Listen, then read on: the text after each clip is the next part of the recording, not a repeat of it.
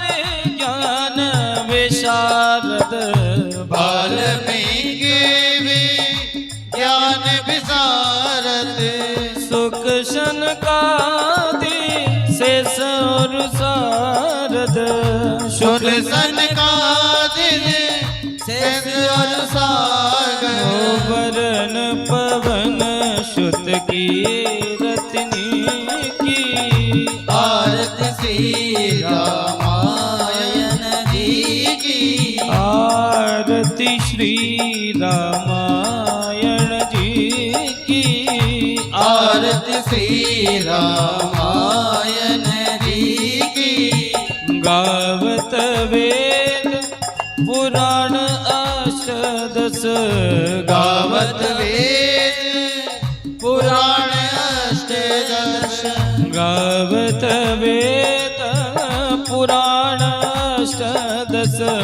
गावत वेद पुराण अष्टदश छह हो शास्त्र सद ग्रंथन को रस छह हो शास्त्र ग्रंथन को रस मुनि जन धन तन को सर्वस मुनि जन तन को सर्वस सारंस सम्मत सब ही की आरती श्री रामायण जी की आरती श्री रामायण जी की आरती श्री रामायण जी की गावत संतत शंभु भवानी गावत संगत शंभु भवानी अरुघट संभव मुनि विज्ञानी अरुघट संभव मुनि विज्ञानी व्यास आदि कवि बरज बखानी व्यास आदि कवि बरज बखानी ओ काग भूषण गरुड़ के ही की आरती श्री रामायण जी की कीरति कलित ललित शियपी की कीरत कलित ललित शियपी की कलिमल हरण विषय रसफी की कलिमल हरण विषय रसपी की शुभग श्रृंगार मुक्ति जुमती की शोभर श्रृंगार मुक्त युवती की दलन रोग भव मूर्यमी की दलन रोग भव मोरयमी की होतात मात सब विधि तुलसी की आरती श्री रामायण जी की कीरति कलित ललित शियपी की कीरत कलित ललित शियपी की आरती श्री रामायण जी की आरती श्री रामायण जी की हो कीरति कलित ललित शियपी की कीरत कलित ललित शियपी की कर्पूर गौरम करुणावतारम संसार सारम भुजगेन्द्रहारम सदा वसन्तं हृदयारविन्दे भवं भवानी सहितं नमामि त्वमेव माता च पिता त्वमेव बन्धो च सखा त्वमेव वेद्या द्रविणं त्वमेव सर्वं मम देव देव ओ त्वमेव सर्वं मम देव देव त्वमेव सर्वं मम देव देव। एक बार सभी दोनों हाथ उठा के महामंत्र के साथ आज द्वितीय दिवस की पावन कथा में प्रवेश करेंगे। सभी दोनों हाथ उठा के ओ हरे कृष्णा कृष्ण कृष्ण हरे हरे हरे रामा रम राम हरे हरे हरे कृष्णा कृष्ण कृष्ण हरे हरे हरे राम रम राम हरे हरे हो हरे कृष्णा कृष्ण कृष्ण हरे हरे हरे राम राम हरे हरे हो हरे कृष्ण कृष्ण कृष्ण हरे हरे हरे राम राम हरे हरे हरे कृष्णा कृष्ण कृष्ण हरे हरे हरे राम राम राम हरे हरे। बोले राजा रामचंद्र भगवान की जय। भक्तवत्सल भगवान की जय। सभी यथास्थान बैठ जाएंगे और मैं निवेदन करूं हमारे जो लाइट वाले भैया हैं कृपया शीघ्र मंच के पास आएंगे। लाइट वाले भैया बाकी सभी यथास्थान बैठ जाएं। लाइट वाले भैया हमारी आवाज सुन रहे हो तो कृपया मंच के पास आएं। आप सभी बैठ करके आज द्वितीय दिवस की पावन मर्यादा पुरुषोत्तम भगवान श्री राम लला सरकार की पावन गाथा आप हम सभी श्रीधाम वृंदावन से पधारी हुई परम पूज्य देवी गौर प्रिया जी की सुमधुर वाणी में श्रवण करेंगे और आप इस कथा का लाइव प्रसारण YouTube के माध्यम से अपने मोबाइल में भी देख सुन सकते हैं। साधना लाइव देवी गौर प्रिया जी डालिए, आप सभी अपने अपने मोबाइल पर भी इसका प्रसारण देखेंगे। श्री राधे, जय जय श्री राधे।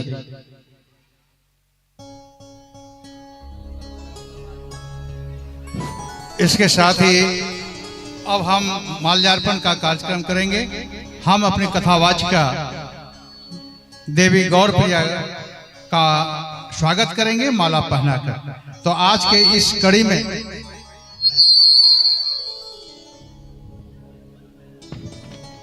सबसे पहले हम आमंत्रित कर रहे हैं श्रीमती श्यामलता जी। श्यामलता जी, आदरणीय श्रीमती विनीता देवी जी, एक एक कर आना है। श्रीमती निर्मला देवी जी, श्रीमती निर्मला देवी अशोक कुमार की पत्नी,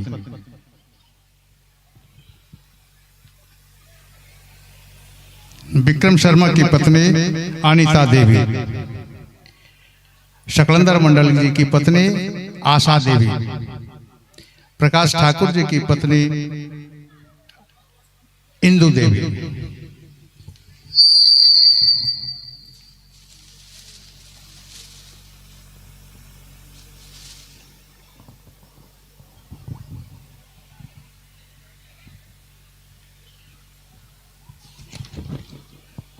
उषा देवी राम गुलाम शाह जी की पत्नी, पिंकी देवी राजेश यादव जी की पत्नी, आशा देवी शकलंदर जी की पत्नी और किरण देवी मनोहर शाह जी की पत्नी। प्रत्येक माला के साथ ताली होनी चाहिए, लगे कि हम सिर्फ माला से ही नहीं हृदय से आपका हम सम्मान कर रहे हैं। यह ताली उसी का संकेत है।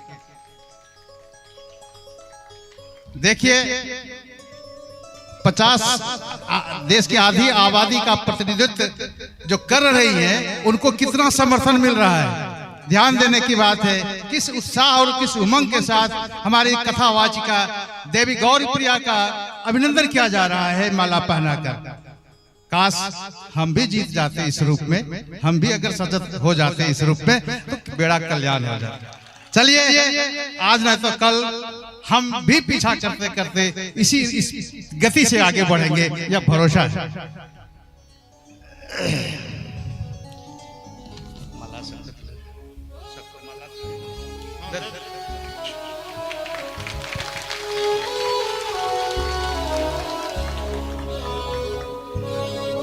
जिस आत्मीयता से आज सम्मान हो रहा है ये हमारे पुरखों की देन है। जिस क्षण और जिस अवसर पर हम अपनी कथावाचिका का सम्मान कर रहे हैं, इस अवसर को लाने में हमारे पुरखों ने बहुत बड़ा योगदान दिया है। हम उन पुरखों को भी याद करते हैं। आज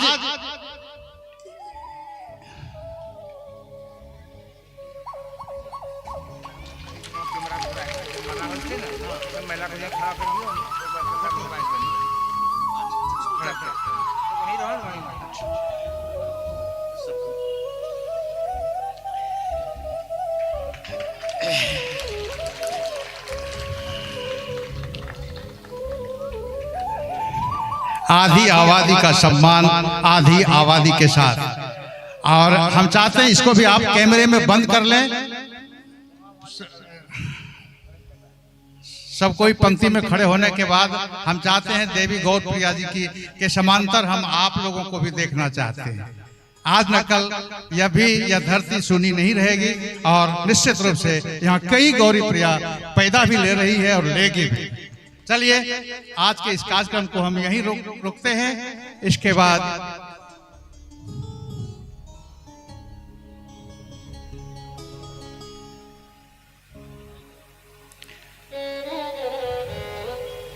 चलिए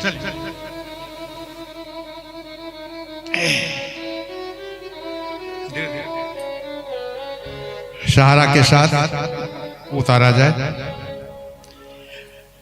आज इस माहौल को यहाँ तक लाने में और इस मानस पाठ की ज्योति आज तक जीवित रखने में जिनकी हमें प्रेरणा मिल रही है, उनमें हम श्री स्वर्गीय पंचानंद सिंह जी को आज याद कर रहे हैं, स्वर्गीय अच्युतानंद सिंह जी को याद कर रहे हैं, श्री भोला प्रसाद शाह जी को याद कर रहे हैं, श्री महादेव शाह जी को याद कर रहे हैं, श्री केशव प्रसाद शाह जी को याद कर रहे हैं, श्री मुशहरू ठाकुर जी को याद कर रहे हैं, और गोरखपुर के श्री गणेश यादव जी को याद कर रहे हैं। निश्चित रूप से आज यह जो कारवां उन्हें देखने को मिल रहा है, वह भी होली मनाएंगे आज वहां जहां है, क्योंकि उन्होंने हमें कह के गया था, उन्होंने कहा था कि होली हो ऐसी कि आजादी की आन बन जाए, होली हो ऐसी कि जनतंत्र की जान बन जाए। अरे पिचकारी में पानी भरो 3 रंगों का कि कपड़े पर गिरे तो हिंदुस्तान बन जाए। और इसी के साथ हम अब अपना माइक दे रहे हैं, वापस कर रहे हैं 3 घंटे से 4 घंटे के लिए। धन्यवाद। राधे जय राधे, श्री राधे राधे जय राधे, जय श्री राम जय राधे, श्री राधे राधे जय श्री राम, श्री राधे जय श्री राम जय राधे, श्री राधे राधे जय श्री राम जय राधे, श्री राधे जय जय श्री राधे जय श्री राम राधे। बोलिए वाके विहरि लाल की जय हो, रामचंद्र भगवान की जय हो, हनुमान जी महाराज की जय हो। श्री राधे राधे।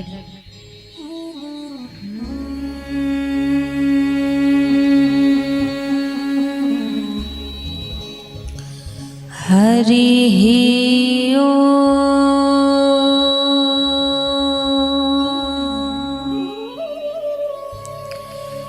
नमो भगवते वासुदेवाय नमः। स्वस्ति श्री गणेशाय नमः।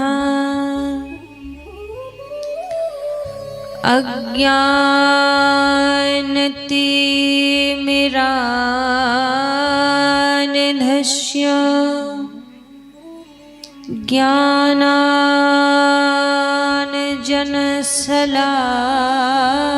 ज्ञानाञ्जनशलाकया चक्षुरुन्मीलितं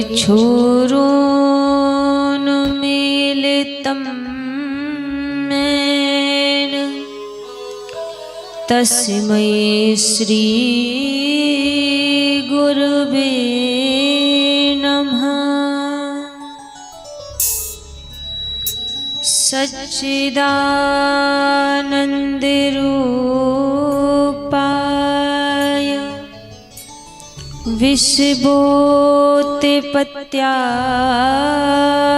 विश्वोत्पत्त्यादिहेतवे तापत्रय विनाशाय श्रीकृष्णाय वयं नमः। जय जय श्री राधारमण जय जय नवल किशोर जय गोपी चित चोर प्रभु जय जय माखन चोर। सीता मेरी मात है पिता मेरे रघुनाथ, इन दोनों के चरणन में कोटि कोटि प्रणाम। आइए हनुमान जी विराजिए, कथा कहूँ मति अनुसार, प्रेम सहित आसन लाग्यो विराजिए पवन कुमार। एक बार सभी महामंत्र बोलेंगे। हरे कृष्ण कृष्ण कृष्ण हरे हरे, हरे कृष्ण कृष्ण कृष्ण हरे हरे, हरे राम राम राम हरे हरे, हरे राम राम राम हरे हरे। बोलिए रामचंद्र भगवान की जय हो, श्री राधा रमण लाल की जय हो, शंकर भगवान की जय हो, श्री हनुमान जी महाराज की जय हो।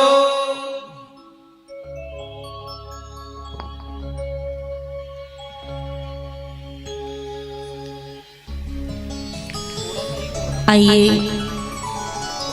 सभी भक्तजन आज की परम पावन कथा में प्रवेश करने से पहले प्रभु को पुकारते हुए, प्रभु को याद करते हुए सभी आज की परम पावन परम मंगलमय कथा में बड़े भाव से प्रवेश करेंगे।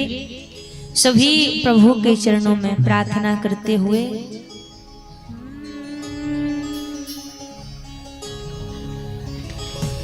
मेरा आपकी कृपा से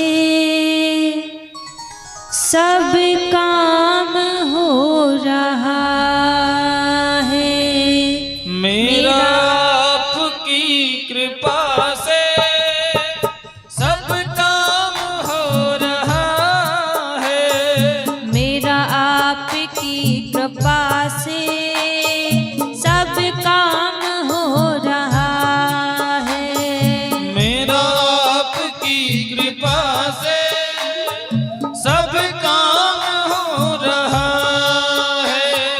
करते हो तुम कन्हैया, करते हो तुम कन्हैया, करते हो मेरे राम जी, करते हो मेरे राघव, मेरा नाम हो रहा है, मेरा आपकी कृपा से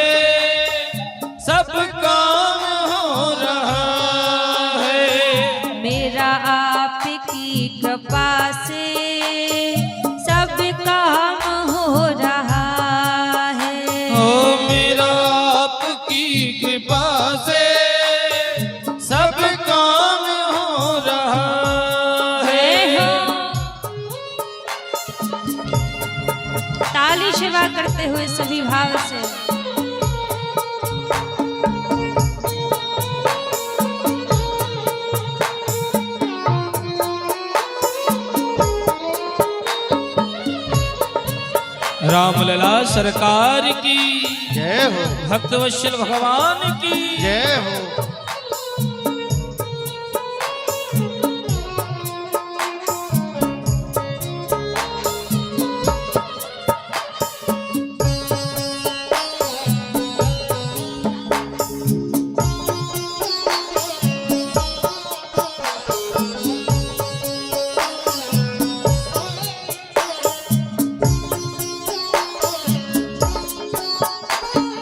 पतवार के बिना ही मेरी नाव चल रही है। पतवार के बिना ही मेरी नाव चल रही है। पतवार के बिना ही मेरी नाव चल रही है। ओ पतवार के बिना ही मेरी नाव चल रही है। हैरान है जमाना जमाना मंजिल भी मिल रही है। हैरान है जमाना मंजिल भी मिल रही है। करता नहीं मैं कुछ भी जय हो करता नहीं मैं कुछ भी सब काम हो रहा है। ओ करता नहीं मैं कुछ भी सब काम हो रहा है। मेरा आपकी कृपा से सब काम हो रहा है। मेरा आपकी कृपा से सब काम हो रहा जय हो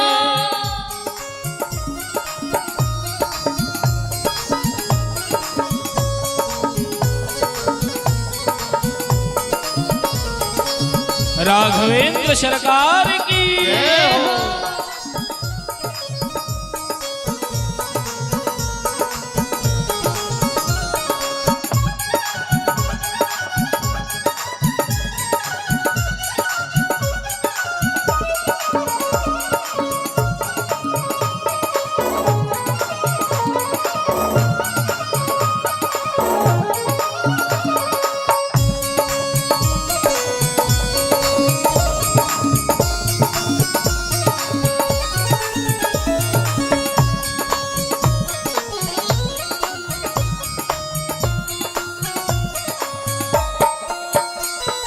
तुम साथ हो जो मेरे किस चीज की कमी है।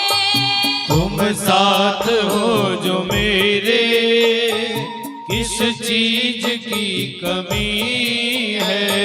तुम साथ हो जो मेरे किस चीज की कमी है। तुम साथ हो जो मेरे किस चीज की कमी है। किसी और चीज की अब दरकार भी नहीं है। किसी और चीज की अब दरकार भी नहीं है। तेरे साथ से गुलाम अब तेरे साथ से गुलाम अब गुलफाम हो रहा है। ओ तेरे साथ से गुलाम अब गुलफाम हो रहा है। मेरा आपकी कृपा से सब काम हो रहा है। ओ मेरा आपकी कृपा से सब काम हो रहा है। मेरा आपकी कृपा से सब काम हो रहा है। मेरा आपकी कृपा से सब काम हो रहा जय हो है। राघवेंद्र शर्मा के सिपाही मैं तो नहीं हूँ काबिल तेरा प्यार कैसे पाऊं। मैं काबिल, तेरा प्यार कैसे पाऊं। ओ मैं तो नहीं हूँ काबिल, तेरा प्यार कैसे पाऊं। टूटी हुई वाणी से वह गुणगान कैसे गाऊं। टूटी हुई वाणी से गुणगान कैसे गाऊं। टूटी हुई वाणी से गुणगान कैसे गाऊं। टूटी हुई वाणी से गुणगान कैसे गाऊं। तेरी प्रेरणा से ही सब, तेरी प्रेरणा से ही सब एक कमाल हो रहा है। ओ तेरी प्रेरणा से ही सब ये कमाल हो रहा है। मेरा आपकी कृपा से जय हो। सब काम हो रहा है। ओ मेरा आपकी कृपा से सब काम हो रहा है। करते हो तुम कन्हैया, करते हो तुम कन्हैया, मेरा नाम हो रहा है। मेरा आपकी कृपा से सब काम हो रहा है। अच्छा, आपको लगता है क्या कि आपके जीवन में भी जो काम हो रहा है वो ठाकुर जी की कृपा से हो रहा है, प्रभु की कृपा से हो रहा है? लगता है? देखो, यदि लगता है तो कहने में संकोच नहीं होना चाहिए। आज कोई दुनिया वाला, कोई दुनिया के लोग इतनी सी हमारी सहायता कर देना तो हम 50 बार उसको धन्यवाद बोलते हैं। भैया आपने हमारा दुख में साथ दिया था, बहुत बहुत धन्यवाद। 10 बार बोल देते हैं, 20 बार बोल देते हैं। लेकिन महाराज, जो प्रभु हर कदम पर, हर पल, हर क्षण हमारे साथ खड़े रहते हैं, हमारे ऊपर अनुग्रह करते रहते हैं, कृपा करते रहते हैं, क्या कभी भगवान से जाकर कहते हो कि प्रभु आपका भी बहुत बहुत धन्यवाद, आपने इतना सुंदर जीवन दिया, संसार दिया, परिवार दिया, घर द्वार दिया, और सबसे बड़ी बात सद्मति दी, सद्बुद्धि दी कि मैं आपको पहचान रहा हूँ। तो कभी भगवान से कहते हो कि प्रभु आपका भी बार बार धन्यवाद हो? देखो, अभी तक कहा हो या ना कहा हो, पर आज इस मंदिर प्रांगण में बैठकर एक बार कह दो ठाकुर जी से, सरकार मेरे जीवन में जो काम हुआ है ना, सब आपकी मर्जी से हुआ है, सब आपकी कृपा से हुआ है। दोनों हाथ ऊपर खड़े करके सभी कहिए, मेरा आपकी कृपा से सब काम हो रहा है। मेरा आपकी कृपा से सब काम हो रहा है। मेरा आपकी कृपा से हरि बोल। सब काम हो रहा है। ओ मेरा आपकी कृपा से सब काम हो रहा है। मेरा आपकी कृपा से सब काम हो रहा है। ओ मेरा आपकी कृपा से सब काम हो रहा है। मेरा आपकी कृपा से सब काम हो रहा है। ओ मेरा आपकी कृपा से सब काम हो रहा है। सब काम हो रहा है। ओ सब काम हो रहा है। मेरा नाम हो रहा है। ओ मेरा नाम हो रहा है। सब काम हो रहा है। ओ सब काम हो रहा है। सब काम हो रहा। मेरा आपकी कृपा से सब काम हो रहा है। मेरा आपकी कृपा से सब काम हो रहा है। मेरा आपकी कृपा से काम हो रहा है। मेरा आपकी कृपा से सब काम हो रहा है। बोलिए राघवेंद्र सरकार की जय हो। आइए सर्वप्रथम मेरे परम आराध्य अकारण करुणा वरुणालय अनंत कोटि कल्पतरु पीतांबरधारी श्री राधा रमण लाल जी के पावन चरणों में प्रणाम करते हुए अनंत बलवंत संत श्री हनुमंत लाल जी महाराज के चरणों में प्रणाम करते हुए सभी संत समाज, विप्र समाज, विद्युत समाज, कथा में उपस्थित सभी भक्तजनों के हृदय में विराजित मेरे लोक लोचन सावरे सरकार के श्री चरणों में व्यासपीठ की ओर से वंदन प्रणाम करते हुए आज द्वितीय दिवस की परम पावन परम मंगलमय कथा में बड़े भाव से सभी प्रवेश करेंगे। आज कथा का दूसरा दिन है।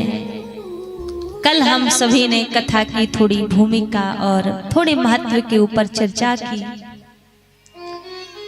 बड़ा अनुग्रह है प्रभु का, बड़ी कृपा है जो भगवान की इस कृपा के कारण हमें भगवान की इस कथा में डुबकी लगाने का सौभाग्य मिल रहा है, कथा को श्रवण करने का अवसर मिल रहा है।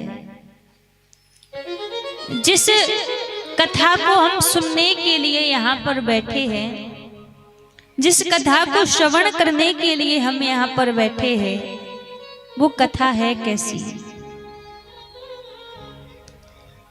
मानस में बाबा तुलसीदास जी कहते हैं जिस कथा को हम सुनने के लिए यहाँ पर बैठे हैं वो कथा कैसी है? बिमल कथा कर कीन्ह आरंभा, बिमल कथा कर कीन आरंभा, बिमल कथा कर कीन्ह आरंभा, विमल कथा कर कीन आरंभा, सुनत मिटाही काम मद दंभा, सुनत मिटाही काम मद दंभा, विमल कथा करे कीन आरंभा, विमल कथा कर कीन आरंभा, विमल कथा करे कीन आरंभा, विमल कथा कर कीन आरंभा, सुनत मिटाही काम मद दंभा, सुनत मिटाही काम मद दंभा, जग मंगल गुण राम राम के, जग मंगल गुण ग्राम राम की, जग मंगल गुण ग्राम राम के, जग मंगल गुण ग्राम राम की, दानी मुकुति धन धर्म धाम के, दान मुकुट धन धर्म धाम के। मानस में बाबा तुलसीदास जी कह रहे हैं जिस कथा को हम यहाँ पर श्रवण करने के लिए बैठे हैं उस कथा का परिचय दिया कि वो कथा कैसी है। कहा महाराज बिमल कथा कर कीन आरंभा। रघुनाथ जी की कथा कैसी है राम जी की कथा है विमल, अर्थात मल रहित कथा है। अब मल किसे कहा जाता है, एक तरह से देख लिया जाए तो संसार के काम, क्रोध, लोभ, मोह, मद, मत्सर जो विकार जिसके जीवन में भरे रहते हैं तो उसको मल कहते हैं कि मल रहित। लेकिन जो रघुनाथ जी की कथा है, जो राम जी की कथा है, वो विमल है, जिसमें कोई मल नहीं है। विमल कथा कर कीन आरंभा। देखो हमारा जो जीवन है, हमारा जीवन विमल नहीं है। हमारे जीवन की जो गाथा है, हमारा जो चरित्र है, ये विमल नहीं है, क्योंकि हमारे जीवन में काम भी है, लोभ भी है, लालच भी है, अभिमान भी है, सारे विकार हमारे जीवन में भरे हुए हैं। तो हमारा जीवन विमल नहीं है। लेकिन रघुनाथ जी का जीवन, रघुनाथ जी की कथा कैसी है, कहा महाराज विमल, विमल कथा कर कीन आरंभा। अभी विमल कथा जीवन में फिर प्रभाव कैसे करती है, कहा महाराज भगवान की कथा सुनत मिटाही काम मद दंभा। जो भगवान की कथा की शरण में आ जाए, जो भगवान के चरणों में आ जाए, तो एक क्षण में संसार के जितने भी विकार हमारे हृदय में भरे हैं सबको मिटाने वाली है। मन में हमने जो विकार भर रखे हैं ना, उतनी मजबूती से ही हमने मन में विकार भर रखे हैं। एक जन्म के नहीं, 2 जन्म के नहीं, 3 जन्म के नहीं, 84 लाख योनियों से हमने मन रूपी गड्ढे को भर रखा है संसार के विकारों से। लेकिन आप यदि कथा की शरण में ना आओ, भगवान की शरण में ना आओ और सोचो ये मन रूपी विकार मिट जाएं, तो ये मिटेंगे पर प्रयास करने पर। और प्रयास कैसा, कई जन्म बीत जाएंगे तब जाके धीरे धीरे धीरे धीरे करके ये विकार मिटेंगे। लेकिन तुलसीदास जी कह रहे हैं यदि वही व्यक्ति विकारों से भरा हुआ है, अवगुणों से भरा हुआ है, अब वो रघुनाथ जी की शरण में आ जाए तो सुनत, अर्थात आपने सुना नहीं है अभी कथा को, अभी मन में संकल्प लिया है कि मैं रघुनाथ जी की कथा को सुनूंगा, मैं प्रभु की कथा की शरण में जाऊंगा। और संकल्प लेते मात्र ही जैसे बर्फ का गोला सामने रख दिया जाता है ना, आंखों के देखते देखते कब वो पानी में परिवर्तन हो जाता है पता नहीं चलता। उसी प्रकार तुलसीदास जी कह रहे हैं जो रघुनाथ जी की कथा की शरण में आ जाए तो देखते देखते उसके जीवन के विकार कब मिट जाते हैं उसको पता ही नहीं लग पाता। सुनत मिटाही काम मद दंभा। अब यहाँ पर जो 5 तरह के विकार बताए हैं, लेकिन यहाँ पर 2 विकारों का नाम लिया है कि सुनत मिटाही काम मद दंभा। 3 नाम लिए हैं, तो 2 नाम क्यों नहीं लिए? 2 नाम इसलिए नहीं लिए कि ये जो काम है, काम में क्रोध भी है और महाराज लोभ भी है। व्यक्ति के हृदय में जो काम रूपी अवगुण है, इसमें क्रोध भी भरा हुआ है और भर भर के लोभ भी भरा हुआ है। तो एक शब्द यहाँ पर लिया कि काम के अंदर तो तीनों अवगुण है, तो सुनत मिटाही काम मद दंभा। ऐसी रघुनाथ जी की ये पावन कथा है महाराज। जो इस कथा की शरण में आए तो ये कथा जीवन के समस्त विकारों को मिटाने वाली है।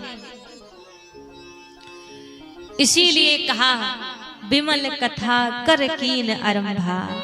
इतनी पावन रघुनाथ जी की कथा है। और दूसरी बात ये भी जान लो महाराज, हर एक व्यक्ति इतनी आसानी से यहाँ आ नहीं सकता। आप सोचो हमें तो कुछ करना ही नहीं पड़ा, हम तो घर में बैठे थे या जैसे सुना कि कथा चालू होने वाली हम तो आके यहाँ बैठ गए। तो आप अपने से आके नहीं बैठे हो, कल भी आपसे कहा था, क्योंकि ये स्थान ऐसा है आने में तो कठिनाई यहाँ पर होती है, लेकिन एक बार जो व्यक्ति जो प्राणी यहाँ पर आ जाए, कठिनाई एक बार की है, फिर वही कठिनाई सरलता में कब बदल जाती है जब रघुनाथ जी कृपा कर देते हैं। क्योंकि कहा है ना, आबत ही सन अति कठिनाई आवत एहि सन अति कठिनाई। आवत एहि सन अति कठिनाई। आवत एहि सन अति कठिनाई। राम कृपा बिनु आई न जाई। राम कृपा बिनु आई न जाई। मंगल भवन अमंगल हारी। मंगल भवन अमंगल हारी। मंगल भवन अमंगल हारी। मंगल भवन अमंगल हारी। त्रिबाहु सुदशरथ अजर बिहारी। द्रवहु सुदशरथ अजर बिहारी। कहा महाराज यहाँ आने में कठिनाई तो बहुत है, हर व्यक्ति इतनी आसानी से नहीं आ पाता, लेकिन वो कठिनाई कब सरल बन जाती है? कहा महाराज राम कृपा बिनु आई न जाई। जब तक राम जी की कृपा नहीं होगी तब तक आप यहाँ आ नहीं सकते, और जब राम जी की कृपा हो जाए तो वो कठिनाई कितने सरलता में बदल जाती है, आप देख ही रहे हैं। कोई आपको प्रयास करना पड़ा, कोई प्रयत्न करना पड़ा कि मेहनत करनी पड़ी हो हमें कथा सुननी है? नहीं करनी पड़ी, बस कृपा हो गई रघुनाथ जी की, जो कथा सुनने का अवसर मिल गया। और कल भी आपसे कहा था ना कि एक कथा हर एक व्यक्ति को इतनी आसानी से नहीं मिलती है कि हम सोचे हमने विचार कर लिया सो कथा मिल गई ना। पहले भगवान स्वयं परीक्षा लेते हैं कि कथा का पात्र है या फिर नहीं है। अब हमारे अंदर कथा की पात्रता ना हो और हम कथा में आके बैठ जाएं तो भी कथा नहीं श्रवण कर पाएंगे। मानस में एक जगह तुलसीदास जी ने कहा है, इंद्र जैसा राजा, यदि इंद्र जैसा राजा भी आके भगवान की कथा में बैठा हो और कथा में बैठने के बाद कभी यहाँ देखे कभी यहाँ देखे कभी बातें करे तो वहां भी प्रणाम करके उठ जाना चाहिए। ऐसी जगह भी कथा को नहीं परोसना चाहिए, कथा नहीं सुनानी चाहिए। वो होगा अपने लिए इंद्र जैसा राजा। एक कथा की मर्यादा बनाई है किसने? हम आपने नहीं, एक कथा की मर्यादा स्वयं भगवान भूत भावन भोलेनाथ ने बनाई है कि जब तक पात्र व्यक्ति ना मिले तब तक कथा नहीं सुनानी चाहिए। राम कथा के तेहि अधिकारी, जिनके सत्संगति अति प्यारी। राम कथा के अधिकारी वही है, भगवान की भगवत कथा के अधिकारी वही है जिनको सत्संग बड़ा प्यारा हो, सत्संगति बड़ी प्यारी हो। सबके लिए कथा नहीं बताई है। अच्छा देखो, हर जगह होता है ना कि कहाँ सुपात्र व्यक्ति ढूंढा जाए कथा के लिए, सेवा दी है तो जगह जगह जाना होता है। तो जो लोग बैठते हैं कथा सुनने के लिए, जो श्रोता बैठते हैं वो तो अपनी जगह बैठते ही हैं, लेकिन उनसे पहले भी हमारी कथा में हमारे दो श्रोता बैठते हैं। आज जानते कौन कौन से? आप जब जो मंच पे आएंगे वो देखते हैं, एक तो हमारे ठाकुर जी बैठते हैं और दूसरे हमारे भोलेनाथ बैठते हैं। अब कोई सुने या ना सुने, हम प्रेम से गाते हैं कि हमारे ठाकुर जी भोलेनाथ तो सुन ही रहे हैं।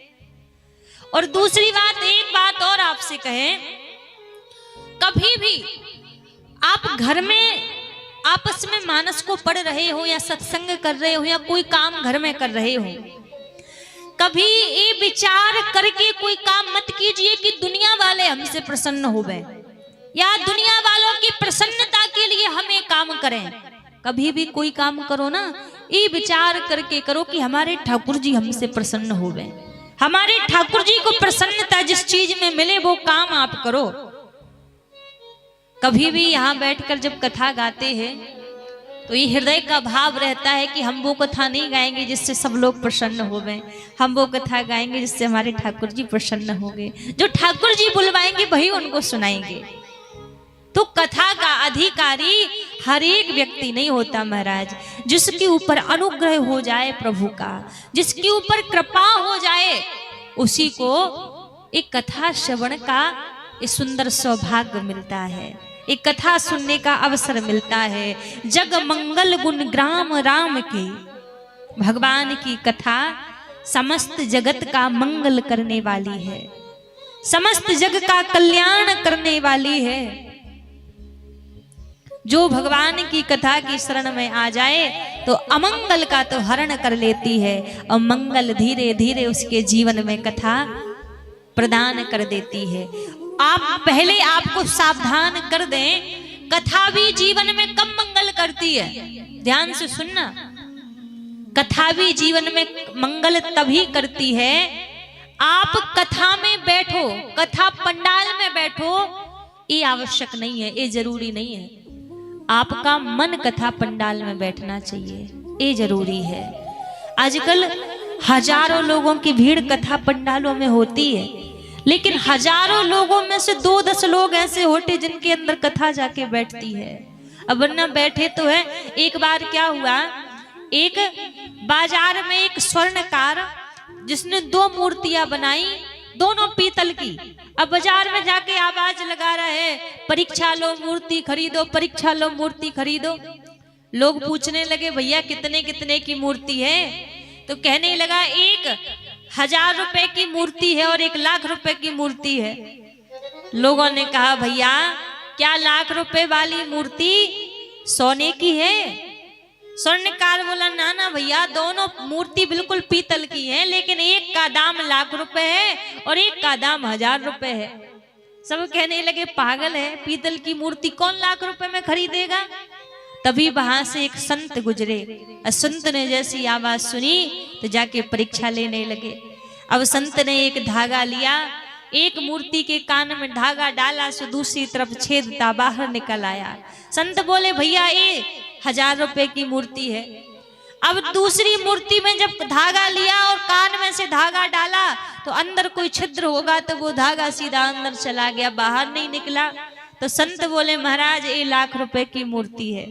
कहने का भाव 1000 रुपए वाली मूर्ति नहीं बनना, यहाँ से सुना और यहाँ से निकाल दिया। 1 लाख रुपए वाली मूर्ति बनो, यहाँ से सुनो और सीधा यहाँ पे धारण करो, तभी तो कथा आपका सुनना सफल होगा, तभी तो कथा को सुनना सार्थक होगा।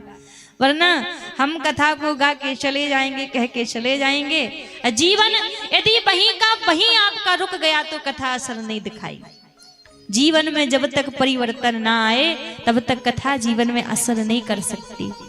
तो कथा को केवल सुनने तक सीमित मत रखना कि आप सोचो हमने सुन लिया बात बन जाएगी, ना, धीरे धीरे इसको जीवन में उतारने का प्रयास करना, जीवन में इसको धारण करने का प्रयास करना, तभी एक कथा आपके जीवन में वास्तव में असर दिखाएगी। तब आपको लगेगा कि हाँ हमने कथा सुनी है। वरना आज कई लोगों से पूछो, लोग कहते हमने तो हजारों कथाएं सुनी है, जीवन बीत गया हमारा कथा सुनते सुनते। लेकिन जीवन तो बीत गया, कथा हजारों सुन ली, पर वास्तव में उनके जीवन पर नजर डालो ना तो जीवन वही का वही है, इतना सा परिवर्तन नहीं है। तो भैया फिर ऐसी कथा ना ही सुनो तो ही बढ़िया है। आप भले ही 9 दिन में 1 घंटे का अच्छे से सत्संग करो, पर 1 घंटे का वो सत्संग आपके जीवन में दिखना चाहिए, आपके जीवन में दिखाई देना चाहिए कि हमने ये सत्संग किया है। कथा आपके जीवन में दिखनी चाहिए, तभी तो कथा सुनना आपका सफल होगा, तभी तो कथा सुनना सार्थक होगा। केवल ऊपर ऊपर से कथा सुनने में महाराज कुछ आपको मिलने वाला नहीं है, जब तक हृदय में कथा धारण ना हो जाए। क्योंकि हमारा हर जगह प्रयास रहता है कि हम भले ही आपको 9 दिवस की कथा में से एक प्रसंग ऐसा पूरे 3-4 घंटे में एक प्रसंग सुनाए, पर वो एक प्रसंग आपके हृदय में बैठना चाहिए। कितना भी टोल मटोल करके बैठे, पर हृदय में बैठे बात तब बने। वरना पूरी कथा आपने सुन ली, कोई हृदय में कोई बात नहीं बनी तो क्या आनंद आया फिर। इसीलिए आप इस मन को खाली करके बैठना, इस मन को खाली करके बैठोगे तभी यहाँ से जो सुनाएंगे वो आपके हृदय में जाके बैठेगा। मान लीजिए कोई कलश है, कोई पात्र है, उसमें पहले से पूरा जल भरा हुआ है। अब उसमें दोबारा आप ऊपर से जल डालो तो क्या उसमें जल भरेगा? स्पर्श करके नीचे गिर जाएगा, वो भरेगा नहीं। तो यदि उसमें दूसरा जल भरना है तो क्या करना पड़ेगा? उसमें जो पहले से जल भरा है उसको पहले खाली करना पड़ेगा। उसके बाद आप जो दूसरा जल उसमें भरोगे तब जाकर वो जल उसमें भरेगा। उसी प्रकार हमारे मन रूपी घड़े में जो पहले से संसार की माया के विकार भरे हुए हैं, इनको पहले खाली करना पड़ेगा। इस हृदय पटल की सिंहासन को जब खाली करोगे और सत्संग को सुनकर जब वो एकदम पवित्र हो जाएगी, तब रघुनाथ जी जाके उस हृदय रूपी पटल रूपी सिंहासन पर बैठ जाएंगे। लेकिन पहले खाली तो करना पड़ेगा। और वो हृदय पटल की सिंहासन खाली कब होगी? सत्संग में आकर खाली होगी। सत्संग में आकर वो पवित्र होगी। क्योंकि हमारे वृंदावन में ब्रज में संत कहा करते हैं, जीवन में बिगड़ी बनानी है तो गांव के दोस्त यारों के संग में बैठकर बिगड़ी नहीं बनेगी। तो बिगड़ी कहाँ बनेगी महाराज? कहा संतन के संग लाग रे। आप 4 लोग चौक पर बैठ जाओ अपने यार दोस्तों के संग और बोलो बिगड़ी बने, तो बिगड़ी बनेगी? नहीं बनेगी। क्योंकि वो 4 लोग क्या कह रहे हैं? एक कह रहे हैं चलो भैया बड़े दिन हो गए थोड़े मंत्रालय के चक्कर लगाते हैं, और दूसरा कह रहा भैया बड़ी दिन भर से बैठे हैं 2-4 पत्ते खेल लेते हैं। तो ऐसे में बिगड़ी बनेगी? नहीं बनेगी। तो कब बनेगी? कहा संतन के संग लाग रे तेरी अच्छी बनेगी। संतन के संग लाग रे तेरी अच्छी बनेगी। संतन के संग लाग रे तेरी अच्छी बनेगी। संतन के संग लाग रे तेरी अच्छी बनेगी। अच्छी बनेगी तेरी बिगड़ी बनेगी। अच्छी बनेगी तेरी बिगड़ी बनेगी। अच्छी बनेगी तेरी बिगड़ी बनेगी। अच्छी बनेगी तेरी बिगड़ी बनेगी। हो ये तेरो बड़ भाग रे तेरी अच्छी बनेगी। होए तेरो बड़ भाग रे तेरी अच्छी बनेगी। संतन के संग लाग रे तेरी अच्छी बनेगी। संतन के संग लाग रे तेरी अच्छी बनेगी। हो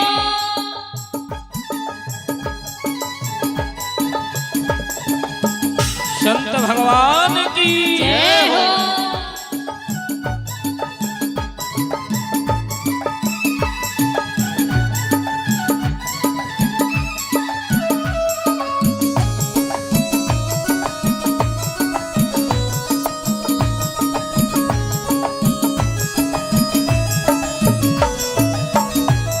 संत भगवान की जय हो।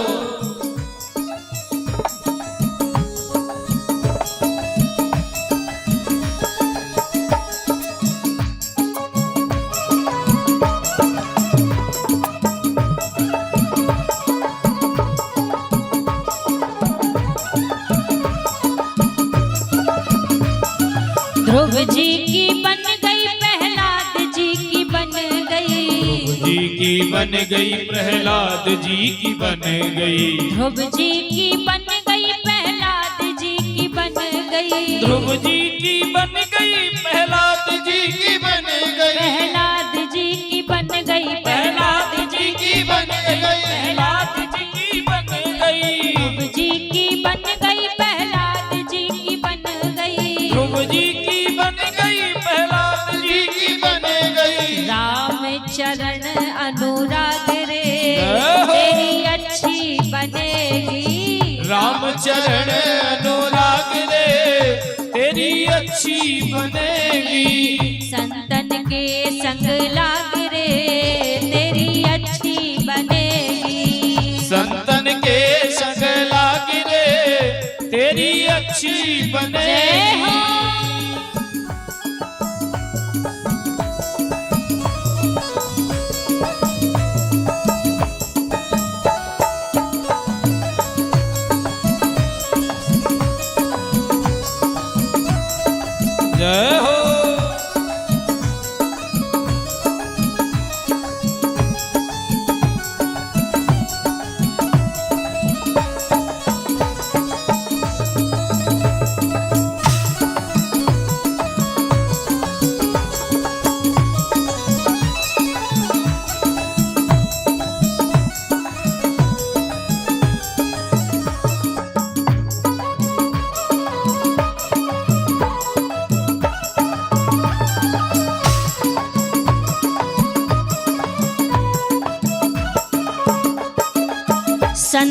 संग करे पुण्य कमाई, संतन संग करे पुण्य कमाई, संतन संग करे पुण्य कमाई, संतन संग करे पुण्य कमाई, पुण्य कमाई हाँ पुण्य कमाई, पुण्य कमाई हाँ पुण्य कमाई, संतन संग करे पुण्य कमाई, संतन संग करे पुण्य कमाई, होए तेरो बड़ भाग रे, होए तेरो बड़ भाग रे, तेरी अच्छी बनेगी, संतन के संग लाग रे तेरी अच्छी बनेगी, संतन के संग लाग रे तेरी अच्छी बनेगी, संतन के संग लाग रे तेरी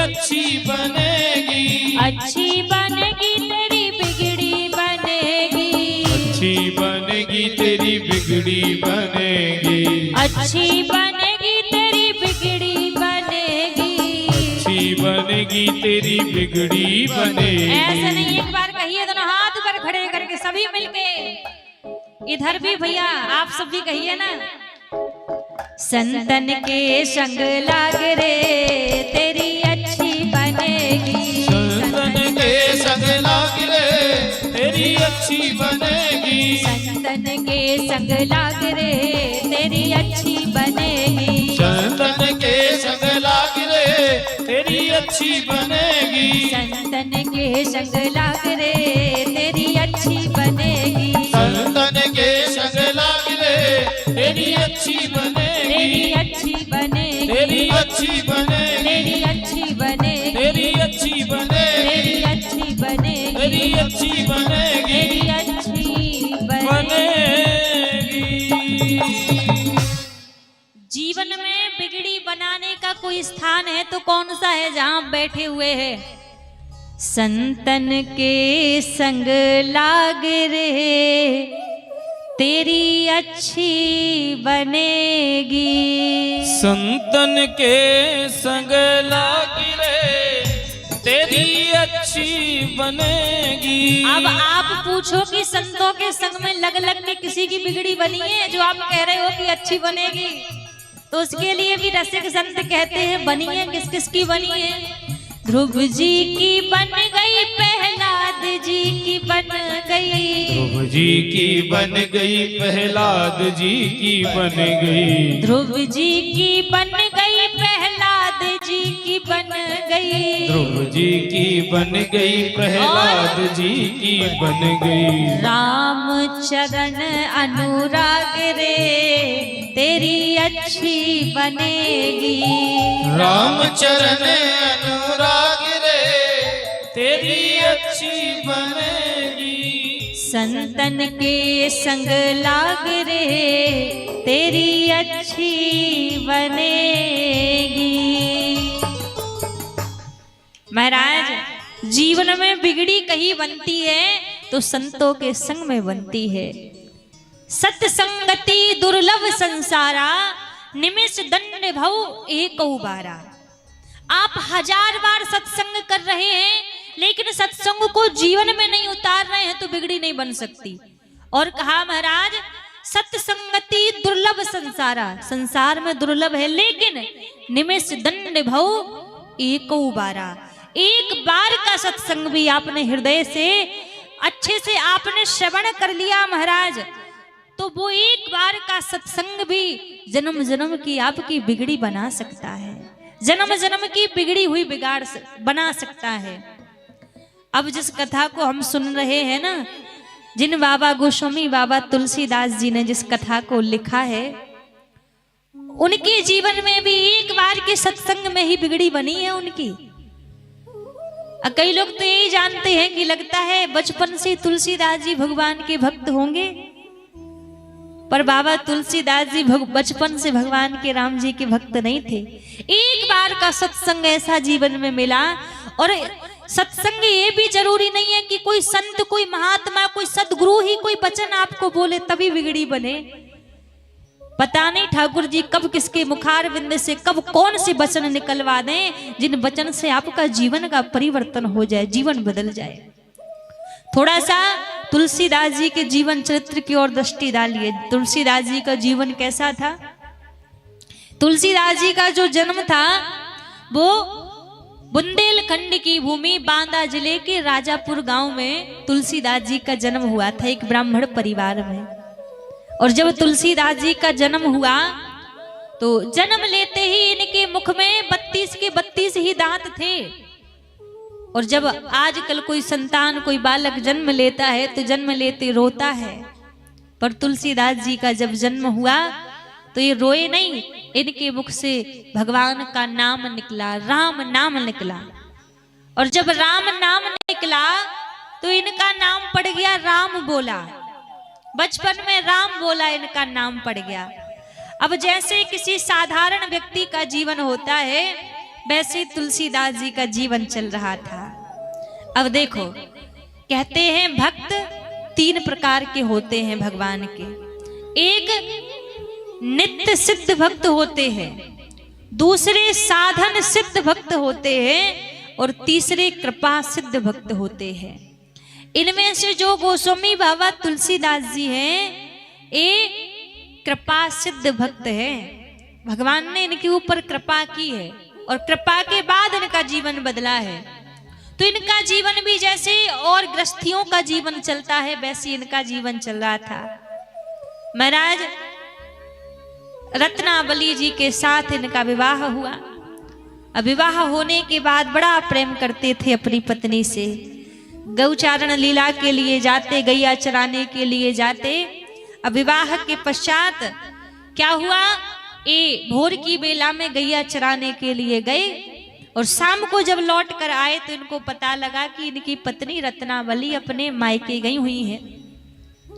अब इतना प्रेम अपनी पत्नी से करते थे, अब इनको ऐसा लगे कि मैं यदि अपनी पत्नी को देखूंगा नहीं तो मेरे हृदय में धैर्य नहीं है। रात्रि का समय था, इन पर रहा नहीं गया, ये चल दिए अपनी पत्नी से भेंट करने के लिए। अब जब अपनी पत्नी से भेंट करने के लिए चल दिए तो रात्रि का समय हो गया। महाराज घनघोर बारिश हो रही है, आंधी तूफान चारों ओर चल रहे हैं। अब ये तो भगवान परीक्षा ले रहे थे इनकी कि हम देखें तो सही कितना ही प्रेम अपनी पत्नी से करते हैं। हो सकता है इतने मार्ग में संकट देखकर लौटकर चले जाएं, पर इतनी घनघोर बारिश हो रही है, चारों तरफ आंधी तूफान चल रहा है, पर तुलसीदास जी लौट कर नहीं गए। इनकी जो पत्नी का गांव था बीच में एक नदी पड़ती थी। बरसात के कारण नदी में बाढ़ चल रही है, खूब हलाहल नदी भरी हुई है। अब ये सोच रहे हैं नदी को कैसे पार करूं, नदी को कैसे पार करूं। रात्रि का समय था महाराज, सामने से एक मुर्दे का ढांचा बहता हुआ आ रहा था। इनको लगा कि शायद कोई नाव है, पत्नी के प्रेम में इतने व्याकुल हो गए, इतने अंधे हो गए कि वो मुर्दे का ढांचा, इनको ढांचा दिखाई नहीं दिया। इनको लग रहा है कि शायद कोई नाव है। उस मुर्दे के ढांचे को पकड़कर इन्होंने नदी पार कर ली। जब नदी पार कर ली तो घर के द्वार पर गए तो द्वार तो बंद थे, अर्धरात्रि का समय हो गया। अब ये सोचे कैसे मैं अपनी पत्नी के पास जाऊं, कैसे उसको देखूं।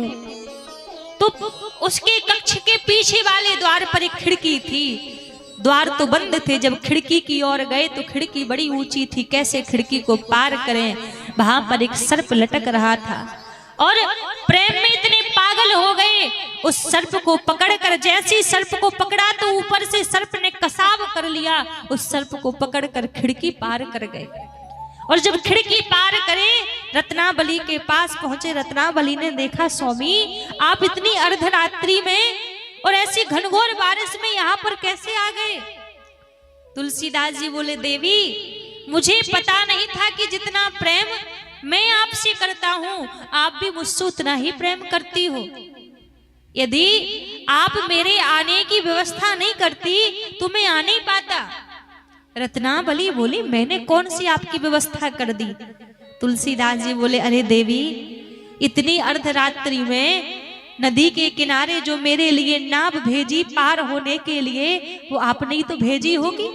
आप वो नाव नहीं भेजती तो मैं कैसे नदी पार कर लेता। और ये जो तुम्हारे कक्ष की खिड़की है, इस खिड़की से तुम्ही ने तो रस्सी बाहर डाल रखी थी, वो रस्सी नहीं होती तो मैं कैसे खिड़की पार करके आता। रत्नावली बोली, महाराज मैंने कोई व्यवस्था नहीं की, तुम किस नाव की बात कर रहे हो, किस रस्सी की बात कर रहे हो। प्रकाश में जब वो रस्सी दिखाई तो वो कोई रस्सी नहीं थी, वो एक सर्प लटका हुआ था।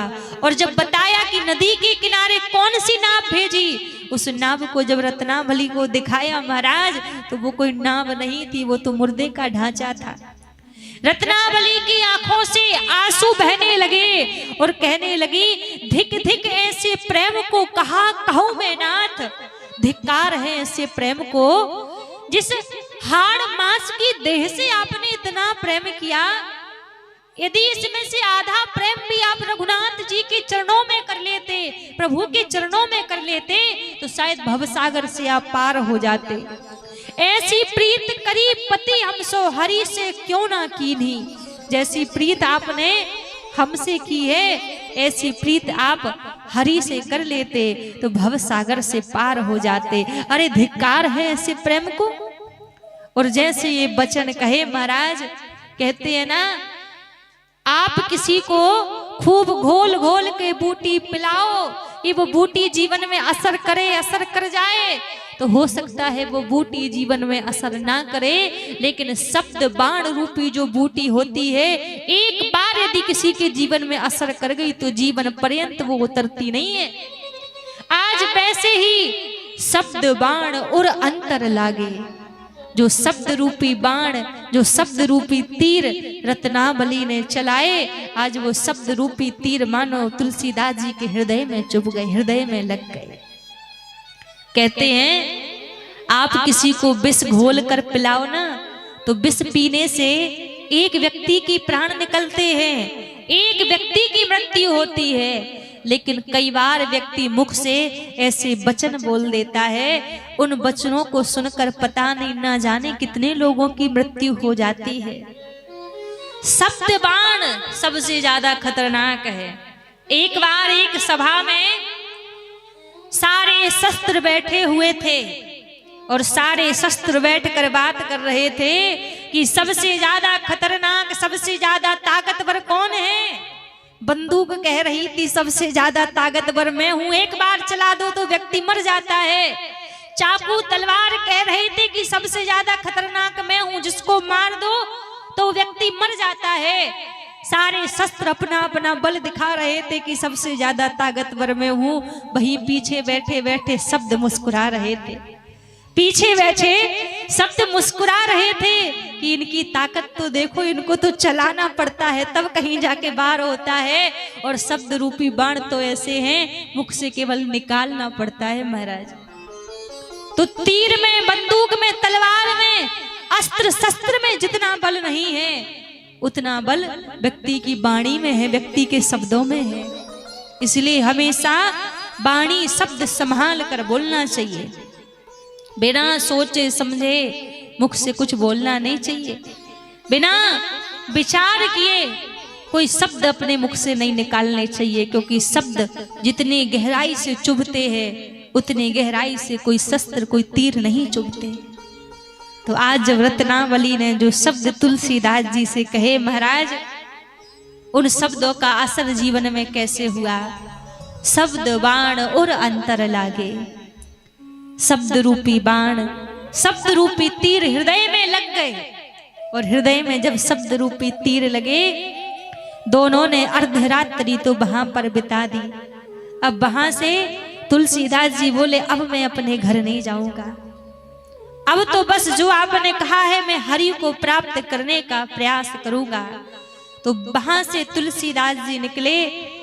एक नरहरि नामक संत थे, उनके निकट तुलसीदास जी चले गए, 3 वर्ष उनके सानिध्य में रहे। अब यहाँ पर एक चीज और सीखने को मिलती है, भक्ति प्रारंभ कहाँ से होती है। भक्ति प्रारंभ होती है सेवा से। बिना सेवा के एकदम जीवन में भक्ति नहीं आती। आप भक्तमाल में उठा के किसी भी संत का चरित्र देख लीजिए, तो जीवन में भक्ति आती है तो केवल मात्र सेवा से। सबसे पहले सेवा को पकड़िए। आप आपके जीवन में आप कोई भी सेवा को पकड़ ले। अब कई बार लोग आके हमसे कहते हैं हम भगवान की भक्ति करना चाहते हैं, भगवान का पूजन करना चाहते हैं, पर मन नहीं लगता तो कैसे पूजन करें, कैसे भक्ति करें। हम उनसे कहें महाराज मन नहीं लग रहा, कोई बात नहीं, मत लगाओ मन को। सबसे पहले भक्ति में तन को लगा दो। आप शरीर को भक्ति में लगा दो, सेवा में लगा दो। एक दिन ऐसा आएगा मन अपने आप लग जाएगा। एक दिन खुद को ले जाके भगवान के सामने बिठा दो, एक दिन मन नहीं आएगा उस स्थान पर, दूसरे दिन ले जाके फिर बिठा दो भगवान के सामने, 2 दिन मन वहां नहीं आएगा, तीसरे दिन फिर जाकर बिठा दो अपने तन को भगवान के सामने। हो सकता है तीसरे दिन भी मन वहां पर नहीं आए। जब रोज रोज जाके अपने तन को, अपने मस्तक को भगवान के सामने जाकर रख दोगे ना, तो मन कहां तक संसार में भागेगा। एक दिन ऐसा आएगा आपका तन भी रघुनाथ जी के चरणों में होगा, आपका मन भी रघुनाथ जी के चरणों में होगा। इसीलिए भक्ति ना करने के बहाने ना खोजो कि मन नहीं लगता। हम सबसे कहते हैं पहले तन लगा दो, मन अपने आप लग जाएगा। तो भक्ति में सबसे पहले सेवा जरूरी है। अब तुलसीदास जी जब यहां से निकले तो संतों की सेवा किया करते, संत की सेवा करते। फिर वहां से महाराज जैसे संतों की सेवा करना प्रारंभ कर दिया, वैसे धीरे धीरे रघुनाथ जी के चरणों में तुलसीदास जी का अनुराग बढ़ने लगा, प्रेम बढ़ने लगा। अब एक बार क्या हुआ, भगवान की कथा को गा रहे थे तुलसीदास जी। जब भगवान की कथा को गा रहे थे तो इनका नित्य का नियम था, जब नित्य क्रिया के लिए जाते जंगल में और वहां से जब लौट कर आते तो रास्ते में एक पीपल का वृक्ष पड़ता, वहां एक प्रेत रहा करता था। और जब भी लौट कर आते तो लोटे में जो जल बचता वो जल लाके उस पीपल के पेड़ के पास डाल देते। अब एक भयंकर प्रेत आत्मा वहां पर रहता, रोज का इनका नियम। अब रोज वहां पर जब जल डाला करते तो एक दिन ऐसा आया, धीरे धीरे उस प्रेत की प्यास बुझ गई। अब उस प्रेत की, उस भूत की जब प्यास बुझ गई तो आज जैसे तुलसीदास जी ने वहां पर जल डाला वो प्रेत प्रकट हो गया और प्रकट होकर कहने लगा, महाराज आपने मेरी प्यास को तृप्त किया है, आपने मेरी प्यास को बुझाया है। महाराज आप कहिए मैं आपकी क्या सहायता कर सकता हूँ। मैं किसी सहायता के योग्य हूं तो आप बताइए मैं क्या सहायता करूं। अब इनके हृदय में तो केवल एक ही लगन लगी हुई थी। लगन कौन सी थी कि कब रघुनाथ जी मिल जाएं, कब प्रभु मिल जाएं, यही लगन हृदय में थी। तुलसीदास जी तो कहने लगे, महाराज मुझे राम जी से मिला दो, मुझे राम जी से मिलना है। प्रेत कहने लगा, यदि मैं राम जी से मिल लेता तो मैं प्रेत ही क्यों बनता। यदि राम जी मुझे मिल गए होते तो मैं तो मुक्त हो जाता, प्रेत ही क्यों बनता। मैं राम जी का पता आपको नहीं बता सकता, लेकिन हाँ जो आपको राम जी से मिलाएंगे मैं उनका पता जरूर बता सकता हूँ। आप जानते हैं हम आपको पता नहीं होगा कि किस समय, कौन से समय, किस इलाके में, किस जगह प्रशासन का आना जाना होता है, हमें पता नहीं होगा। लेकिन चोरों को जरूर पता होगा कि कितने बजे, किस समय, कौन से स्थान पर प्रशासन रहती है, कहां से जाती है, उनको पूरी पूरी खबर होगी, हमें खबर नहीं होगी। उसी प्रकार आज भूत प्रेत क्या कह रहे हैं, हमें रघुनाथ जी का पता नहीं है, लेकिन जो आपको रघुनाथ जी का पता बताएंगे उनका पता हमें जरूर पता है। तो कहा, महाराज कौन हमें रघुनाथ जी से मिलाएंगे। कहा, रघुनाथ जी से मिलाने वाले तो केवल एक ही है, अनंत बलवंत श्री हनुमंत लाल जी महाराज है, जो आपको राम जी से मिला सकते हैं। उन्हीं में केवल सामर्थ्य है जो आपको प्रभु से मिला दे और कोई नहीं मिला सकता। तो महाराज ये हनुमान जी कहाँ मिलेंगे। हनुमान जी का पता तो आपको जरूर अब पता होगा कि कहाँ पे मिलेंगे। प्रेत कहने लगे, महाराज राम जी की कथा, हनुमान जी का पता। जहां पर राम जी की कथा हो रही हो वहां पर किसी ना किसी रूप में हनुमान जी महाराज जरूर आते हैं। एक कलयुग के महाराज प्रत्यक्ष देवता हैं हनुमान जी। किसी स्थान पर छोटे रूप में कोई कथा गा रहा हो, या घर में बैठकर कोई कथा गा रहा हो, या कोई बड़े स्तर में बैठकर रघुनाथ जी की कथा गा रहा हो, वहां पर हनुमान जी महाराज आपको अवश्य मिलेंगे। किसी ना किसी रूप में हनुमान जी जरूर मिलेंगे। तो तुलसीदास जी बोले महाराज मैं उनको पहचानूंगा कैसे? प्रेत ने कहा स्मरण रखना, हनुमान जी महाराज का नियम होता है वो सबसे पहले कथा में आते हैं, सबसे पहले कथा में आते हैं और सबसे बाद में कथा में जाते हैं, कथा से सबसे बाद में जाते हैं। अब तो जैसे इतना सुना सो एक क्षण भी तुलसीदास जी वहां पे नहीं रुके, तुरंत भाग पड़े जहां पे कथा हो रही थी। अब जहां कथा हो रही थी महाराज वैसे तो अपने समय से जाया करते थे कि जब कथा का समय हो जाएगा तब जाएंगे कथा सुनने के लिए। जैसे हम आप विचार करके आते हैं ना, जब तक माइक में से आवाज सुनाई ना दे जाए ना कि देवी जी मंच पे आ गई तब तक घर में से नहीं निकलती। तो यही था पहले कि जब कथा का समय होगा तब हम जाएंगे। लेकिन आज जब कह दिया कि हनुमान जी महाराज ही राम जी से मिला सकते हैं, आज तो तुरंत स्नान ध्यान करके सबसे पहले ही जाके बैठ गए। आज देखूंगा कौन सबसे पहले आ रहा है। अब जब तुलसीदास जी गए 2-4 व्यक्ति तो आ चुके थे, तो अब कैसे पहचाने कि कौन हनुमान जी हैं? कहा कोई बात नहीं, हम आखिरी तक देखेंगे कि कौन सबसे बाद में जा रहा है, जो सबसे बाद में जा रहा होगा समझ जाएंगे वही हनुमान जी हैं। अब महाराज बड़े भाव से बड़े प्रेम से रघुनाथ जी की कथा को गाए। कथा पूरी हुई, प्रसाद लेके एक एक करके सभी लोग बाहर निकलने लगे, सभी लोग जाने लगे एक एक करके। अब इतने में क्या हुआ, बड़ी दूर बिल्कुल सबसे पीछे तुलसीदास जी ने देखा वृद्धावस्था में फटे पुराने से वस्त्र पहन के पूरे शरीर में कोढ़ हो रखा है एक बुजुर्ग व्यक्ति बैठा हुआ है। अब दूर से जैसी देखा तो समझ तो गए कि एक कोई और नहीं जिनकी चर्चा हो रही थी वही है। अब तुलसीदास जी वहां से यत्र तत्र घूमने लगे। अब जैसे यत्र तत्र घूमने लगे जाकर उस बुजुर्ग व्यक्ति से कहते हैं भैया कथा तो हो गई, अब क्यों बैठे हैं, अब जाइए अपने घर जाओ। वो बुजुर्ग व्यक्ति कहने लगा महाराज आप जाइए पहले फिर हम जाएंगे। तुलसीदास जी बोले आज हम नहीं जाएंगे, हमें तो आज यही विश्राम करना, हमें तो आज यही सोना है, इसलिए आप जाओ पहले। जब आप जाओगे तो हमें जाना होगा तो जाएंगे, वरना हम नहीं जाएंगे। वो बुजुर्ग व्यक्ति बोला महाराज अभी कोई हमें जल्दी नहीं है, हम भी आराम से चले जाएंगे। और जैसी ये जो निष्ठा कथा के प्रति गोस्वामी बाबा ने देखी, वो निष्ठा देखकर रहा नहीं गया, गिर पड़े चरणों में गिर पड़े, दोनों चरणों को पकड़ लिया महाराज। और जैसी चरणों को पकड़ लिया रोने लगे। वो बुजुर्ग व्यक्ति कहता अरे भगवान आप ब्राह्मण बालक हैं, मेरे चरणों को छोड़िए, मुझे अपराध लगेगा, आप मेरे चरणों को छोड़िए। तुलसीदास जी बोले महाराज ऐसे इन चरणों को नहीं छोड़ेंगे, बड़ी मुश्किल में ही चरण पकड़ में आए हैं, अब आपका रूप मुझसे छिपा नहीं है, अब मैं इन चरणों को नहीं छोड़ूंगा, मैं समझ चुका हूं आप कौन है, अब आप अपना रूप मुझसे छिपाइए मत, मैं आपके रूप को जान चुका हूं। और जैसी चरणों में गिरकर रोने लगे बाबा तुलसीदास जी, हनुमान जी को दया आ गई, अपना रूप प्रकट कर दिया।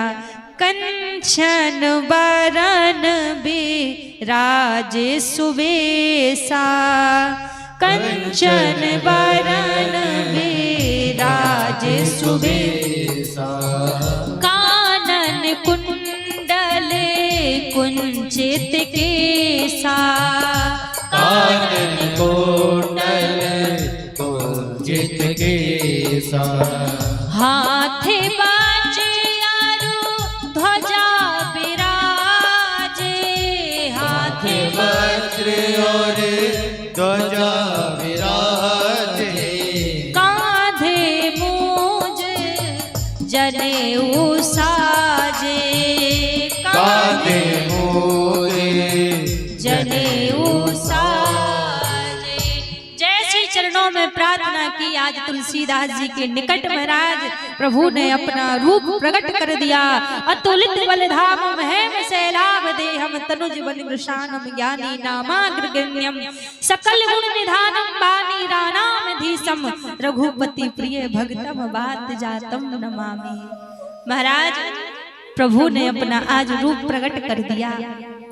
अब जैसे रूप प्रकट किया, हनुमान जी बोले अब तो चरणों को छोड़ दो, अब तो मैंने दर्शन भी दे दिए, अपना रूप भी प्रकट कर दिया, अब क्यों चरणों को पकड़ रखा है। गोस्वामी बाबा बोले इन चरणों को तो मैं तभी छोड़ूंगा जब आप मेरे मन के मनोरथ को पूरा करोगे।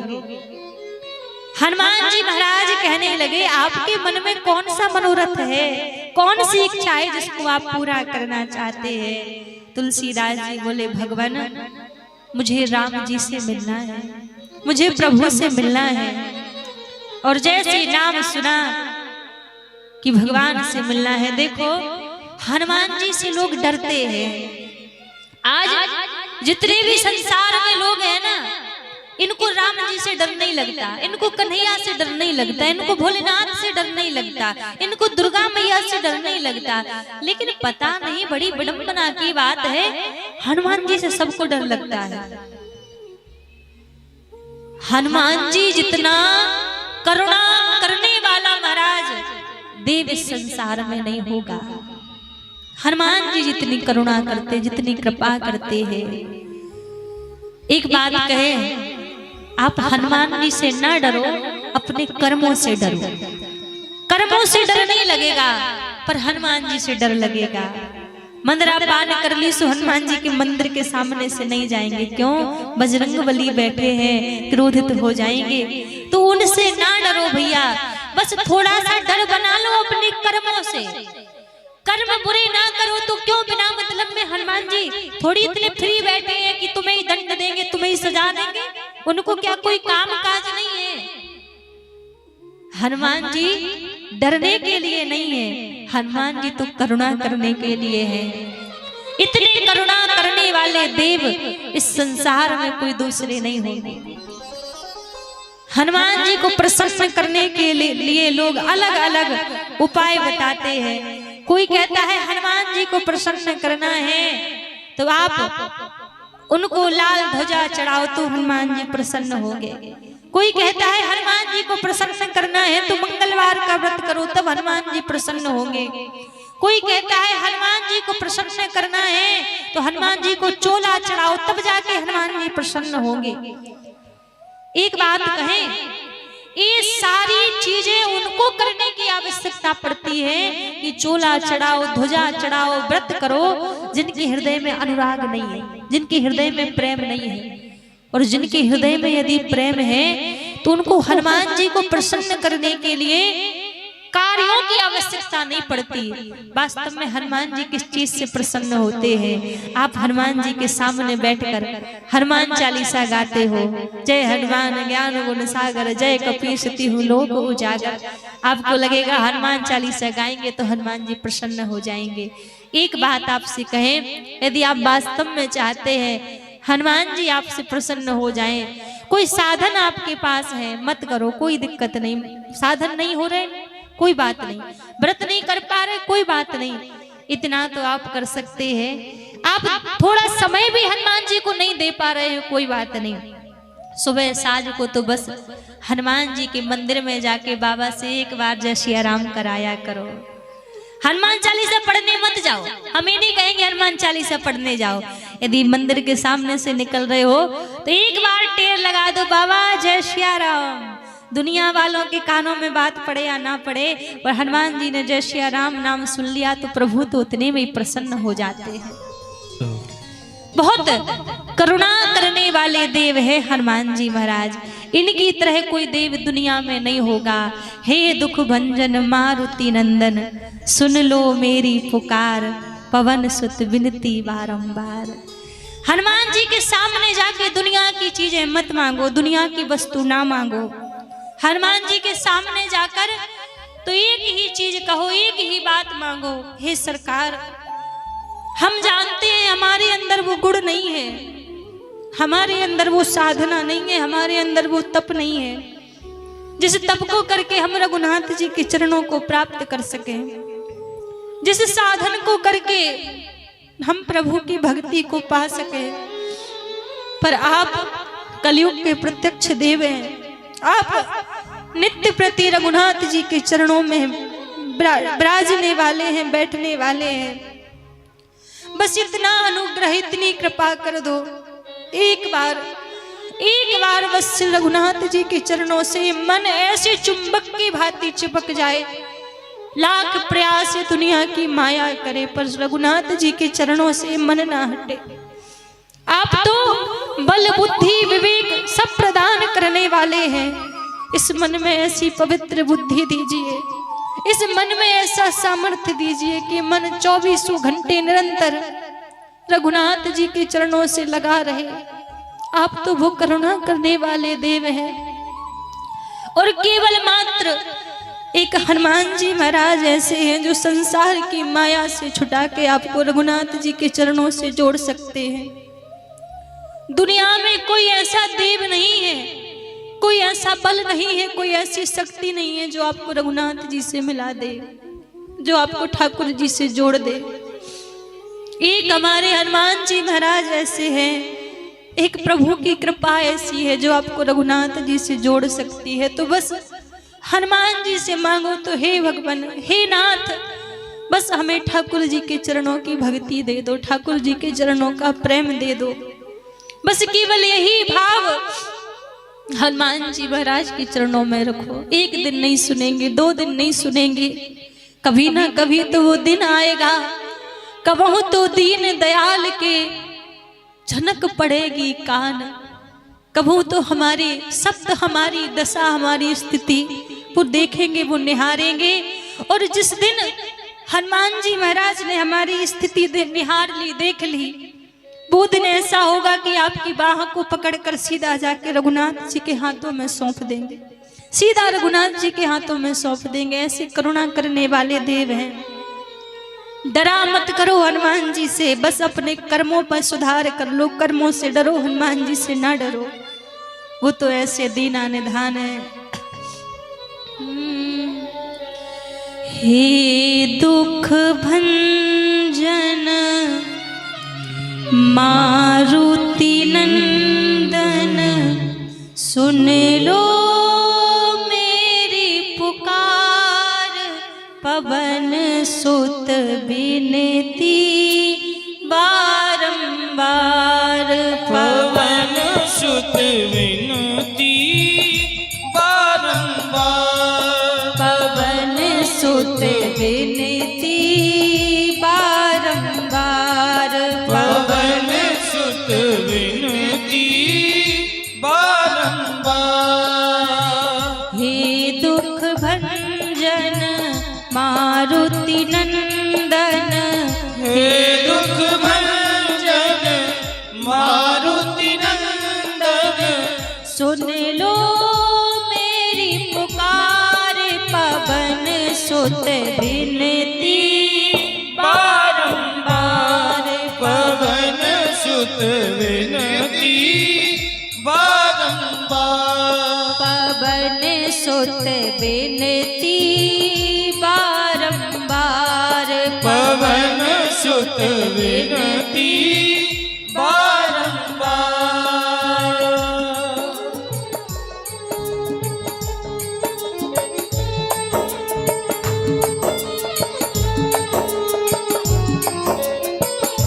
श्री हनुमान जी महाराज की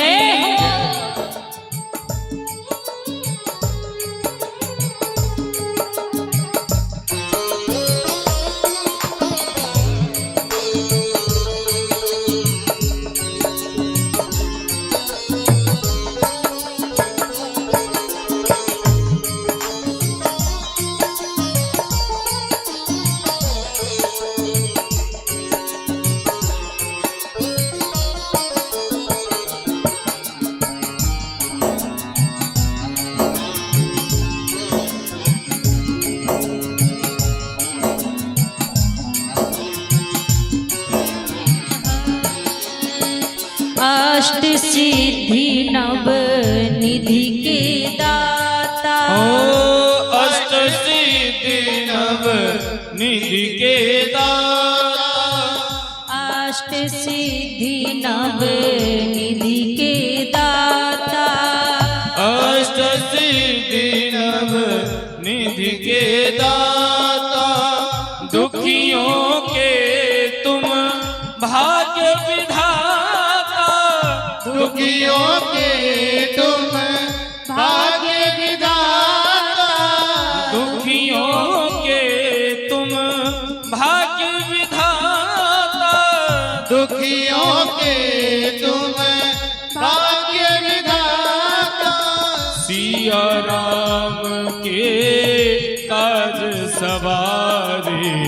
सिया राम के काज सवारे। मेरा कर उद्धार पवन सुत विनती बारंबार पवन सुत विनती बारंबार। हे दुख भंजन मारुति नंदन। हे दुख भंजन मारुति नंदन। सुन लो मेरी पुकार पवन सुत विनती बारंबार। पवन सुत विनती बारंबार।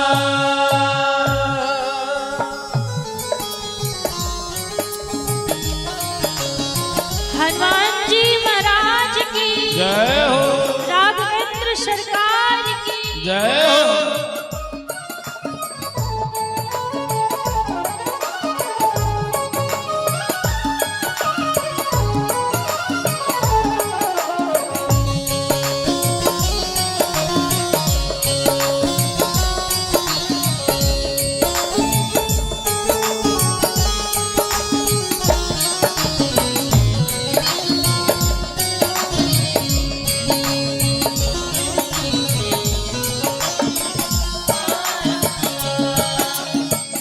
अपरंपार है शक्ति तुम्हारी। अपरंपार है शक्ति तुम्हारी। अपरंपार है शक्ति तुम्हारी। अपरंपार है शक्ति तुम्हारी। तुम पर रीझे अवध बिहारी। तुम पर रीझे अवध बिहारी। तुम पर रीझे अवध बिहारी। तुम पर रीझे अवध बिहारी। भक्ति भाव से ध्याऊं तो ही। भक्ति भाव से ध्याऊं तुझको। कर दुखों से पार पवन सुत विनती बारंबार पवन सुत विनती बारंबार। हे दुख भंजन मारुति नंदन। हे दुख भंजन मारुति नंदन। सुन लो मेरी पुकार पवन सुत विनती बारंबार पवन सुत विनती बारंबार। पवन सुत विनती बारंबार। पवन सुत विनती बारंबार। कौन कौन अपनी विनती सरकार के चरणों में रखना चाहता है? दोनों हाथ उठा करके उनसे पुकार करते हुए कहिए। श्री हनुमान जी महाराज के चरणों में सभी अपनी भक्ति अपना भाव उनके चरणों में रखें। देखिए, जब तक कहा नहीं जाएगा, जब तक पुकारा नहीं जाएगा, तब तक सुनवाई नहीं होती। तो दोनों हाथ उठाकर कहिए, हे दुख भंजन मारुति नंदन। हे दुख भंजन सभी कहिए, मारुति नंदन। हे दुख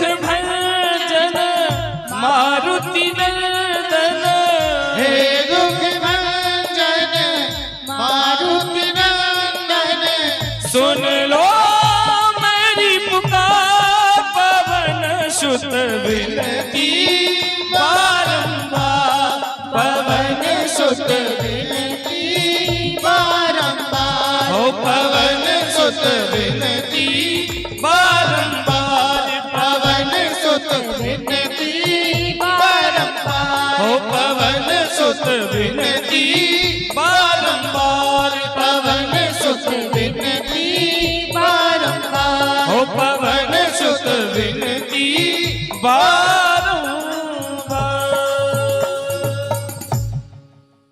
बोलिए हनुमान जी महाराज की जय हो।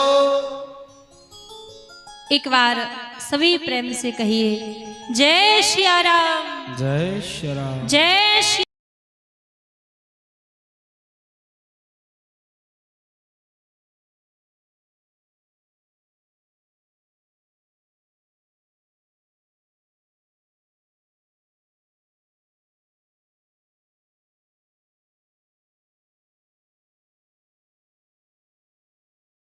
लोगों की देखो बुद्धि कैसी हो चुकी है, किस दृष्टि से लोग हनुमान जी को देखते हैं। कोई काम नहीं बनेगा तो हनुमान जी के द्वार पे जाएंगे, भगवान हम आपको प्रसाद चढ़ाएंगे, काम बन जाए, ऐसा हो जाए।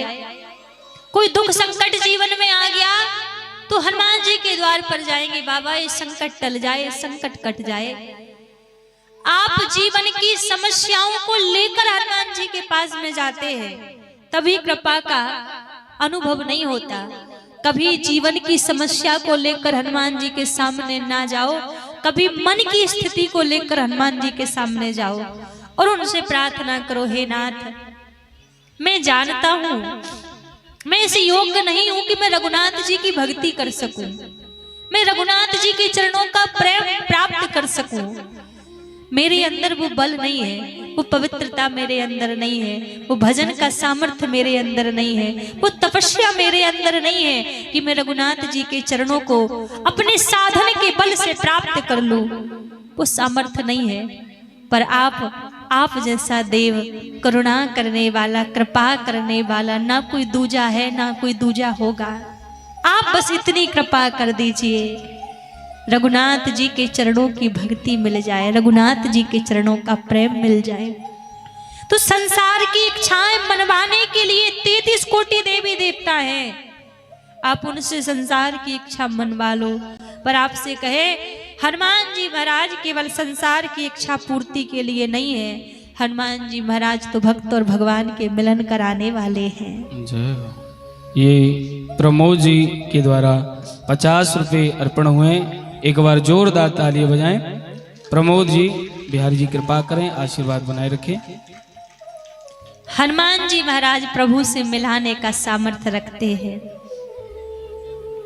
आजकल कई लोग कहते हैं माताओं को हनुमान जी को स्पर्श नहीं करना चाहिए, दूर रहना चाहिए।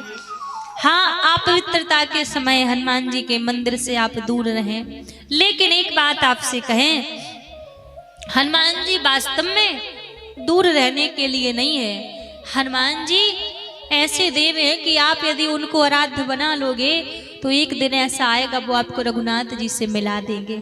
कई लोग ये भी बात कहते हैं कि माताओं को हनुमान चालीसा नहीं पढ़ना चाहिए, बस कुछ लोग जो सीमित हैं जो हनुमान चालीसा पढ़ सके। ऐसा कुछ नहीं है, क्योंकि तुलसीदास जी स्वयं कहते हैं ना, जो यह पढ़े हनुमान चालीसा होई सिद्ध साखी गौरी सा। यदि कुछ लोगों को सीमित रखा गया होता तो या फिर इसमें पुरुष वर्ग का नाम आता, या संतों का नाम आता, या साधुओं का नाम आता, पर नहीं, इसमें कहा है जो यह पढ़े, अर्थात जो पवित्र भाव से हनुमान जी की आराधना करे, हनुमान चालीसा को पढ़े तो हनुमान जी कृपा करते हैं। तो ऐसी कोई इसमें बंधन नहीं है कि माताएं हनुमान चालीसा नहीं पढ़ सकती, माताएं हनुमान चालीसा की आराधना नहीं कर सकती। हनुमान जी की आराधना कर सकते हैं, सब कर सकते हैं हनुमान जी की आराधना, पर बस इतना रहता है, थोड़ी शुद्धता का, पवित्रता का ध्यान रखना होता है हनुमान जी की सेवा में। आप शुद्धता का ध्यान रखें, पवित्रता का ध्यान रखें, तो सब हनुमान जी की सेवा याचना पूजा कर सकते हैं। हनुमान जी बहुत करुणामय देवता हैं, बहुत करुणा करने वाले हैं। आज तुलसीदास जी जब चरणों में बैठ गए, बोले प्रभु मुझे रघुनाथ जी से मिलना है, मुझे राम जी से मिला दो। तब हनुमान जी ने भी यहाँ पर केवल एक ही वचन तुलसीदास जी से कहा, राम जी मिलेंगे आपको, लेकिन सेवा के आधार पे राम जी मिलेंगे। कोई एक सेवा अपने जीवन में अपना लो, उसी सेवा के आधार पर रघुनाथ जी तुम्हें ढूंढते ढूंढते आएंगे। अभी आपसे हमने भी कहा था ना कि जीवन में सेवा आती है तभी भक्ति आती है और तभी प्रभु आते हैं। आज हनुमान जी ने भी यही कहा कि कोई एक सेवा जीवन में अपना लो, उस सेवा के बल से स्वयं ठाकुर जी आपको ढूंढते ढूंढते चल कर आएंगे। अब ब्रह व्याकुलता इतनी हृदय में है महाराज तुलसीदास जी के, सोच रहे हैं कौन सी सेवा अपनाएं, कौन सा कार्य करें। तब विचार किया तो हनुमान जी ने जब कहा तो एक सेवा तुलसीदास जी ने अपनाई। कौन सी सेवा?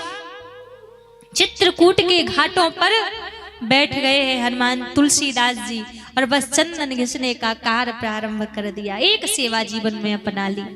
हम ये नहीं कहेंगे कि 4 दिन व्रत कर लो, 4 दिन संयम कर लो, 4 दिन ऐसी सेवा कर लो, 4 दिन वो ना, एक सेवा जीवन में हो। एक सेवा ऐसी हो कभी वो कुछ भी हो जाए वो क्रम ना टूटे, वो सेवा ना टूटे आपकी।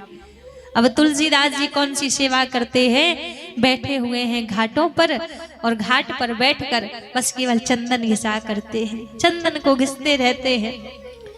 अब एक दिन क्या हुआ, इतना ब्रह तुलसीदास जी के जीवन में बढ़ गया कि कैसे प्रभु को पाएं, कैसे प्रभु को प्राप्त करें। तभी क्या हुआ, 2 राजकुमार अश्व पे बैठकर तुलसीदास जी के निकट आए और जब अश्व पे बैठकर आए बोले बाबा चंदन लगाए दो। ब्रह बड़ा हुआ था तुलसीदास जी के, चंदन को उठाया और सामने रख दिया, अपने आप लगा लो, नेत्र बंद कर रखे हैं। अब वो दोनों राजकुमार आए, चंदन तिलक करके वहां से चले गए। अब जब वहां से चले गए, साँझ की बेरा हुई, फिर हनुमान जी के सामने पहुंच गए। नाथ, जीवन थोड़ा सा बचा है, थोड़ा सा समय बचा है, पर अभी तक रघुनाथ जी कृपा नहीं कर रहे हैं, प्रभु कृपा नहीं करते। आप उनसे कहिए ना वो कृपा करें।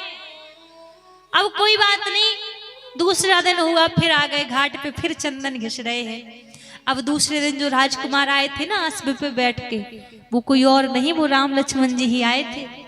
पर इनका ब्रह इतना बड़ा था कि इन्होंने नेत्र खोलकर देखा नहीं कि कौन आया है, नेत्र बंद कर रखे थे।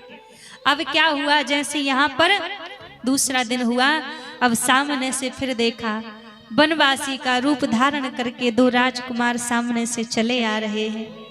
अब आंखों में अश्रु है, सामने देख रहे पर ठीक से दिखाई नहीं दे रहा है।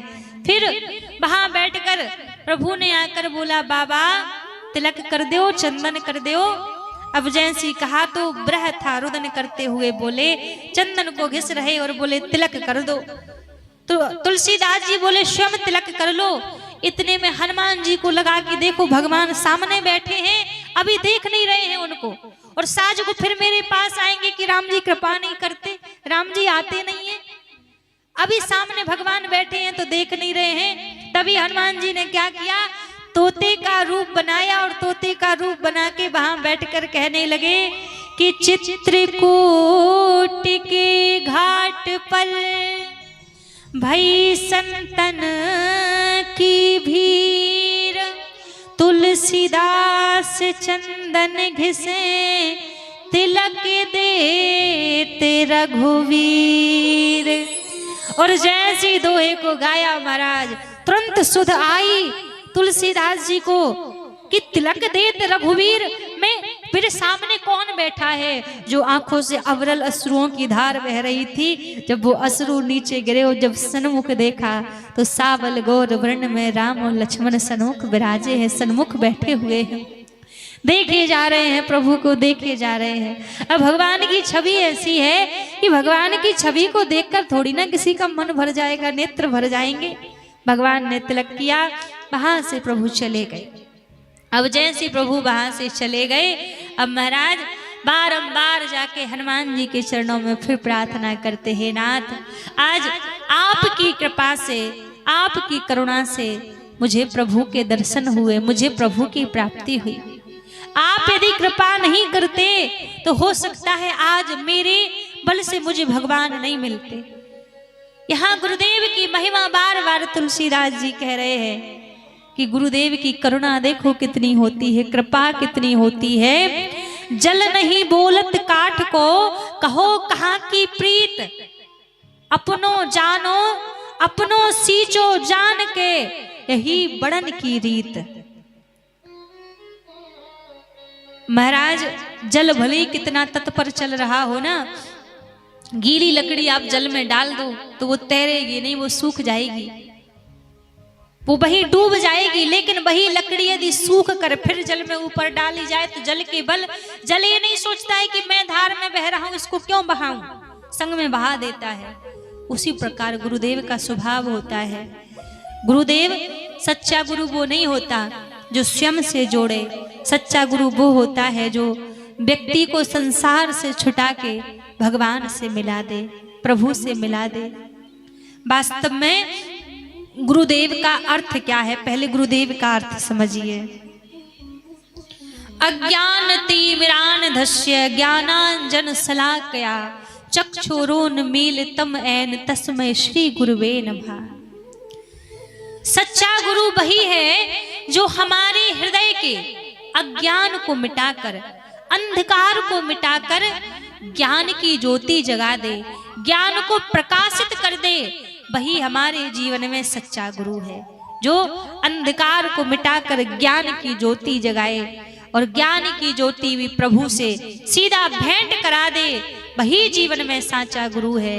वरना आजकल गुरु तो गली गली घूम रहे हैं, खुद से जोड़ने वाले हजार आपको मिल जाएंगे, रघुनाथ जी से जोड़ने वाले 2-4 ही आपको मिलेंगे।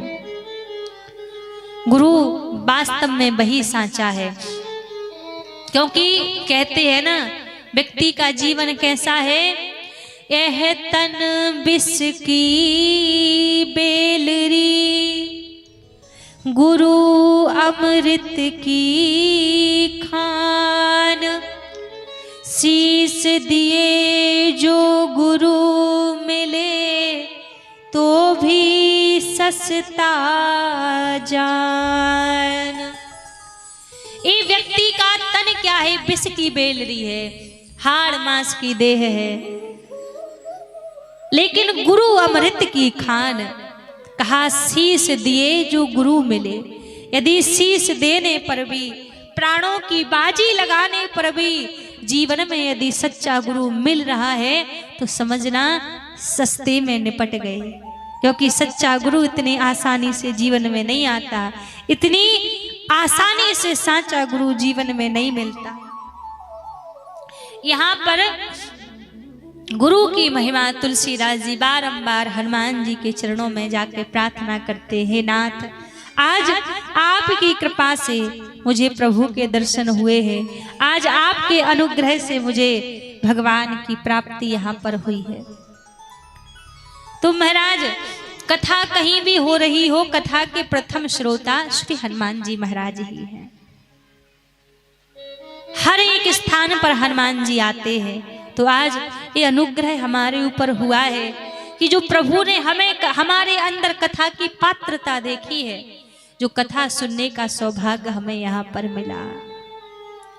तो हनुमान जी की कृपा जब तुलसीदास जी के ऊपर हुई, भगवान से भेंट हुई, तब तुलसीदास जी ने फिर मानस को लिखना प्रारंभ किया। रामचरित मानस यही नामा, कहत सुनत पावहि विश्रामा। फिर कथा को लिखना प्रारंभ किया। तो सबसे पहले कथा का नाम लिखा रामचरित मानस। अब इसके बाद जब तुलसीदास जी ने इस कथा को लिखा तो सबसे पहले इसको संस्कृत में ही लिखा था। माँ गंगा जी के किनारे पे बैठकर, काशी के घाटों पर बैठकर तुलसीदास जी कथा को लिखना प्रारंभ किए। दिन भर तुलसीदास जी ने कथा को लिखा, साज हो गई। संस्कृत में लिखा, देखिए ध्यान देना, साज हो गई। अब साज को अपना भोजपत्र रखकर तुलसीदास जी विश्राम करने चले गए, सो गए।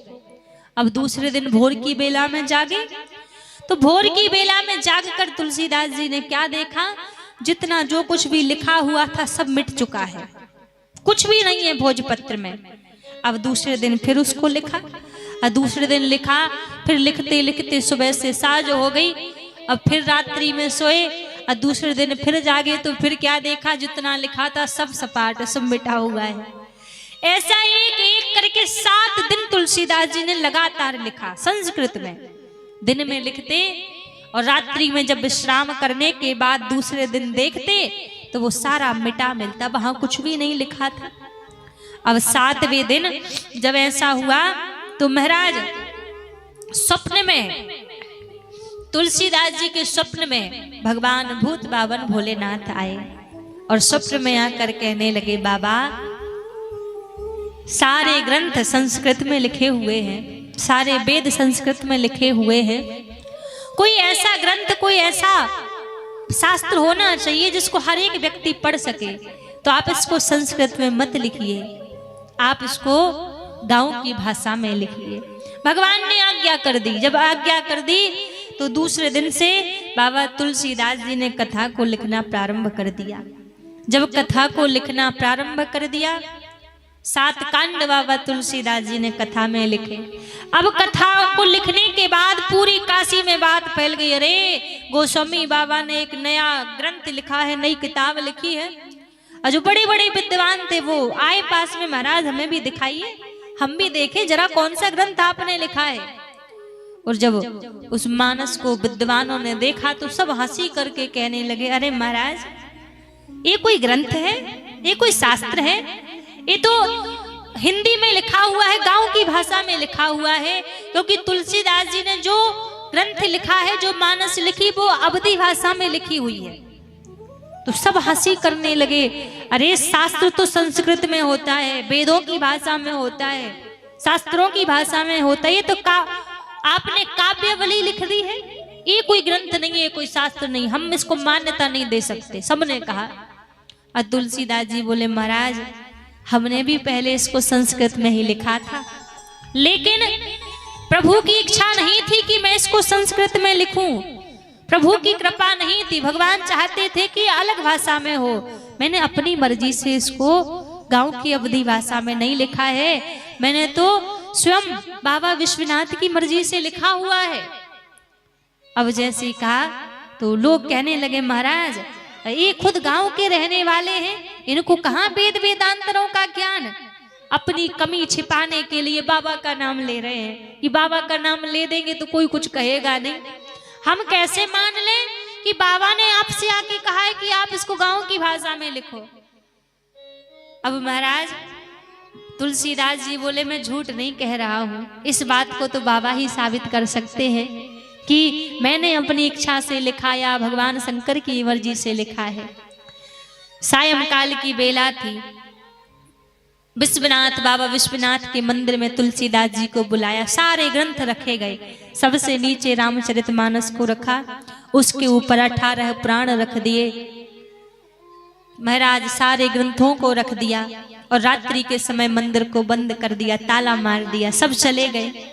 सब तो चले गए पर तुलसीदास जी सीढ़ियों पर ही, मंदिर के बाहर ही बैठे प्रार्थना कर रहे, बाबा लाज रख लेना, आपकी इच्छा ना चली जाए, मैं सबके सामने झूठा ना पड़ जाऊं, बाबा लाखों राखो लाज हमारी, हमारी लाज तो आपके हाथ में है, आप हमारी लाज रख लेना। बैठे बैठे रात्रि वहां पर बीत गई। अब भोर की बेला जब हुई और भोर की बेला में जब मंदिर को खोला गया, जब मंदिर को खोला तो एक अद्भुत दृश्य ही वहां देखने को मिला। जो रामचरितमानस सबसे नीचे रखा हुआ था, आज वो रामचरितमानस पूरे 18 पुराण, 4 वेद, 6 शास्त्र के सबसे ऊपर रखा हुआ है, सबसे ऊपर रखा है। अब फिर कैसे साबित हो कि भगवान ने इसको कहा था कि आप लिखो। और जब उस ग्रंथ को खोला देखा तो उस ग्रंथ के ऊपर साक्षात भगवान भूत भावन भोलेनाथ के हस्ताक्षर हैं। इन शब्दों की उत्पत्ति ही बाबा विश्वनाथ के मंदिर में हुई। सत्यम शिवम सुंदरम, भगवान ने हस्ताक्षर कर दिए। भगवान भोलेनाथ कह रहे हैं, जो बाबा आपसे बोल रहे हैं यही सत्य है। शिवम अर्थात यही कल्याण करने वाला ग्रंथ है। सुंदरम, इससे सुंदर कोई दूसरा ग्रंथ नहीं हो सकता। इसलिए 3 शब्दों में बाबा ने हस्ताक्षर करके कह दिया। क्योंकि मानस कोई छोटा मोटा ग्रंथ नहीं है। मानस में 6 शास्त्र सब ग्रंथन को रस, 18 मुख्य पुराण हैं और 18 उप पुराण हैं।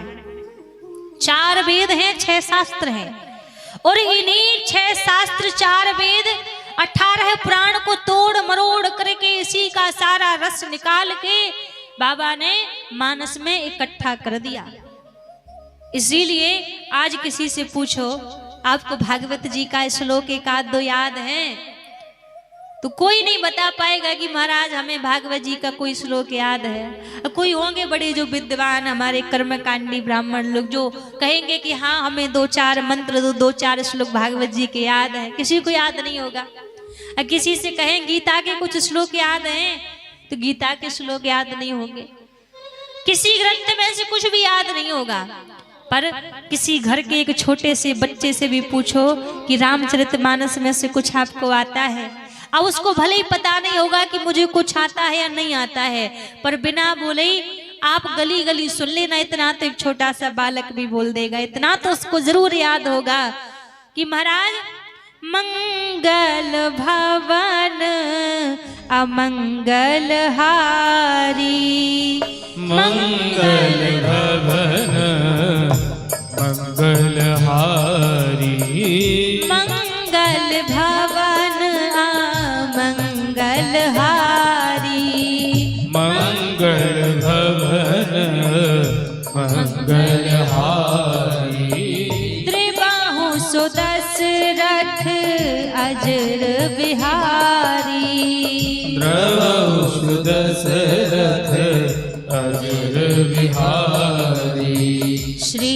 राम जय राम जय जय राम, श्री राम जय राम जय जय राम, श्री राम जय राम जय जय राम, श्री राम जय राम जय जय राम, श्री राम जय राम जय जय राम, श्री राम जय राम जय जय राम।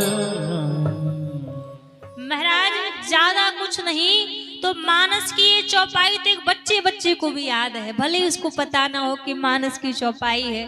और ज्यादा नहीं तो कहीं भी आप रास्ते में जा रहे हो, अकेले हो, डर लग रहा हो, आपको उस समय कुछ याद नहीं आएगा।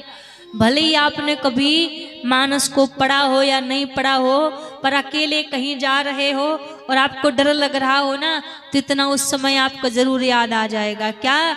भूत पिशाच निकट नहीं आवे, महावीर जब नाम सुनावे। आपको ये अवश्य वहां याद आ जाएगा। भले ही आप नहीं जानते कि हनुमान चालीसा भी रामचरितमानस में ही है।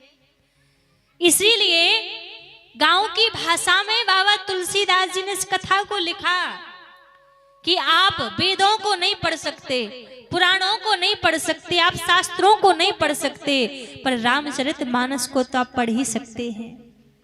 और ये आपसे एक बात कहें, रामचरितमानस का ज्ञान हर एक छोटे छोटे बच्चों को होना चाहिए, सबको पता होना चाहिए। एक बात बड़ी देखने को मिलती है तो बड़ा दुख होता है देख के। आज जो हमारे मुस्लिम भाई बहन हैं, उनके बच्चों को ये चीज पता है कि कुरान में क्या दिया हुआ है।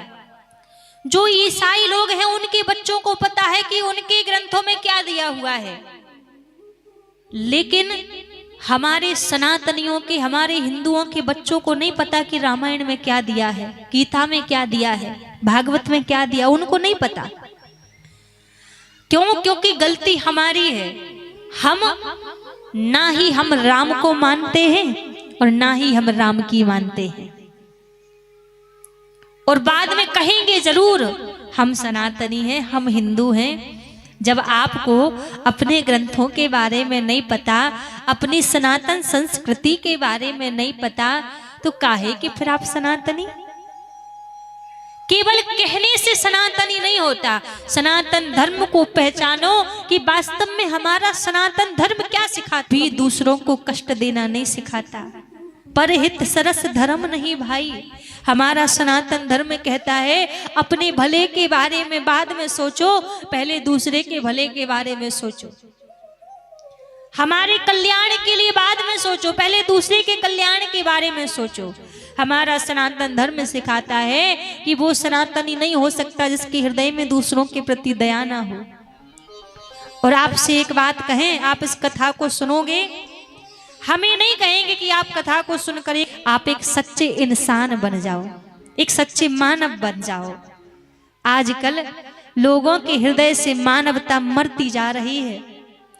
कोई दुख तकलीफ में होगा ना, मानो रास्ते में किसी का एक्सीडेंट हो गया तो लोग जाके उसकी सहायता नहीं करेंगे, फोन निकाल के वीडियो बनाने लगेंगे। ये वीडियो, जब हृदय में दया नहीं होगी तो वो दीनानाथ वो कहां से हृदय में आ जाएगा। तो आप सबसे पहले एक सच्चे मानव बन जाओ। उसके बाद राम के इस कथा के 4 वक्ता हैं और 4 घाटों पर बैठकर इस कथा को गा रहे हैं। कथा के पहले वक्ता हैं गोस्वामी बाबा तुलसीदास जी, जो शरणागति के घाट पर बैठकर इस कथा को गा रहे हैं। और कथा के दूसरे वक्ता हैं याज्ञवल्क्य जी महाराज, जो कर्मकांड के घाट पर बैठकर इस कथा को गा रहे हैं। और इस कथा के तीसरे वक्ता हैं बाबा भूत भावन भोलेनाथ, जो ज्ञान के घाट पर बैठकर इस कथा को गा रहे हैं। और इस कथा के चौथे वक्ता हैं श्री कागभूषुंड जी महाराज, जो भक्ति के घाट पर बैठकर इस कथा को गा रहे हैं। और जिस कथा को हम यहाँ पर आज से निरंतर श्रवण करेंगे, हम भी उस कथा को महाराज शरणागति के घाट पर बैठकर ही कथा को सुनेंगे। हम अभी ज्ञान के घाट पर नहीं बैठ सकते क्योंकि हमारे अंदर ज्ञान प्रकट नहीं हुआ। भक्ति के घाट पर बैठकर भी कथा नहीं सुन सकते क्योंकि भक्ति भी अभी हमारे हृदय में नहीं है। और हम कोई कितने बड़े कर्मकांडी ब्राह्मण भी नहीं है कि जो कर्मकांड के घाट पर बैठकर कथा को सुन ले। लेकिन हाँ, शरणागति के घाट पर बैठकर कथा को सुन सकते हैं, क्योंकि जो राम जी की शरण में आ गया तो मान लो वो शरणागति के घाट पर बैठ गया। और यहाँ पर 4 वक्ता रामचरितमानस की महिमा गा रहे हैं। चारों वक्ताओं ने अपने अलग अलग अनुसार रामचरितमानस की महिमा को गाया। कथा एक ही है लेकिन महिमा अलग अलग सबने गाई है। अब मानो हम यहाँ से जाने के बाद बैठे हो, अब 1-1 2-2 करके लोग हमारे पास में आवे। अब लोग पूछे महाराज, हम पूछे कथा कैसी हुई, तो एक अपनी तरह से बताएगा कि हाँ महाराज ऐसी कथा हुई, और दूसरा आएगा वो अपनी तरह से बताएगा, तीसरा आएगा वो अपनी तरह से बताएगा। कथा तो एक ही प्रकार से हुई है लेकिन सुनने वाला अपनी बुद्धि के हिसाब से कथा की महिमा को बताएगा। वैसे यहाँ पर कथा की महिमा को 4 वक्ताओं ने अपने अपने अनुसार उस कथा को गाया है। जय जय राम कथा, जय श्री राम कथा, जय जय राम कथा, जय श्री राम कथा। जय जय राम कथा, जय श्री राम कथा, जय जय राम कथा, जय श्री राम कथा, जय जय राम कथा, जय श्री राम कथा। जिसे श्रवण कर मिट जाती है, जिसे श्रवण कर मिट जाती है, जिसे श्रवण कर मिट जाती है, जिसे श्रवण कर मिट जाती है, जन्म जन्म की व्यथा। जय जय राम कथा, जय जय राम कथा, जय जय राम कथा, जय श्री राम कथा। हो जय जय राम कथा, जय श्री राम कथा। महामोह मह से शुभशाला, राम कथा कालिका कराला, राम कथा कालिका कराला, राम कथा कालिका कराला, राम कथा शशि किरण समाना, संत चकोर करहि जेहि पाना, संत चकोर करे जहि पाना, संत चकोर करे जहि पाना। सुनकर तू भी अमर हो जाए, सुनकर तू भी अमर हो जाए। श्री हनुमंत यथा हो। जय जय राम कथा,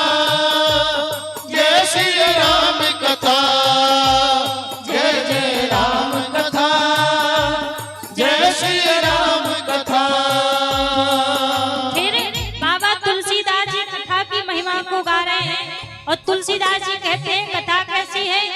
राम कथा कलिका मद गाई, सुजन सजीवन मोर सुहाई। सुनत सजीवन मोर सुहाई, सुजन सजीवन मोर सुहाई। राम कथा कलिका मद गाई, सुजन सजीवन मोर सुहाई। सुनत सुजीवन मोर सुहाई, सुनत सुजीवन मोर सुहाई।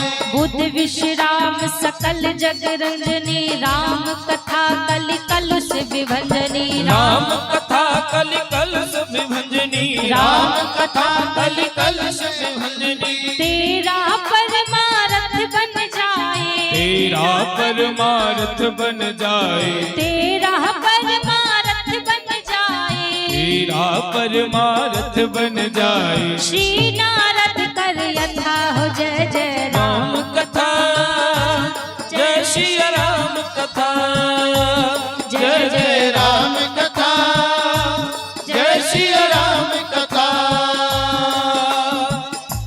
फिर भगवान शंकर कथा की महिमा को गाकर कह रहे हैं। राम कथा कलि बिटप कुठारी, सादर सुनो गिरिराज कुमारी। सादर सुनो गिरिराज कुमारी, सादर सुनो गिरिराज कुमारी। राम कथा कलि बिटप कुठारी, सादर सुनो गिरिराज कुमारी। सादर सुनो गिरिराज कुमारी, सादर सुनो गिरिराज कुमारी। राम कथा सुंदर करतारी, संशय विहग उड़ावनहारी। संशय विहग उड़ावनहारी, संशय विहग उड़ावनहारी। तेरा भी संशय भागेगा, तेरा भी संशय भागेगा, तेरा भी संशय भागेगा। तेरा भी संशय भागेगा। पार्वती कर जथा हो जय जय राम कथा, जय श्री राम कथा, जय जय राम कथा, जय श्री राम कथा। ओ जय जय राम कथा, जय श्री राम कथा।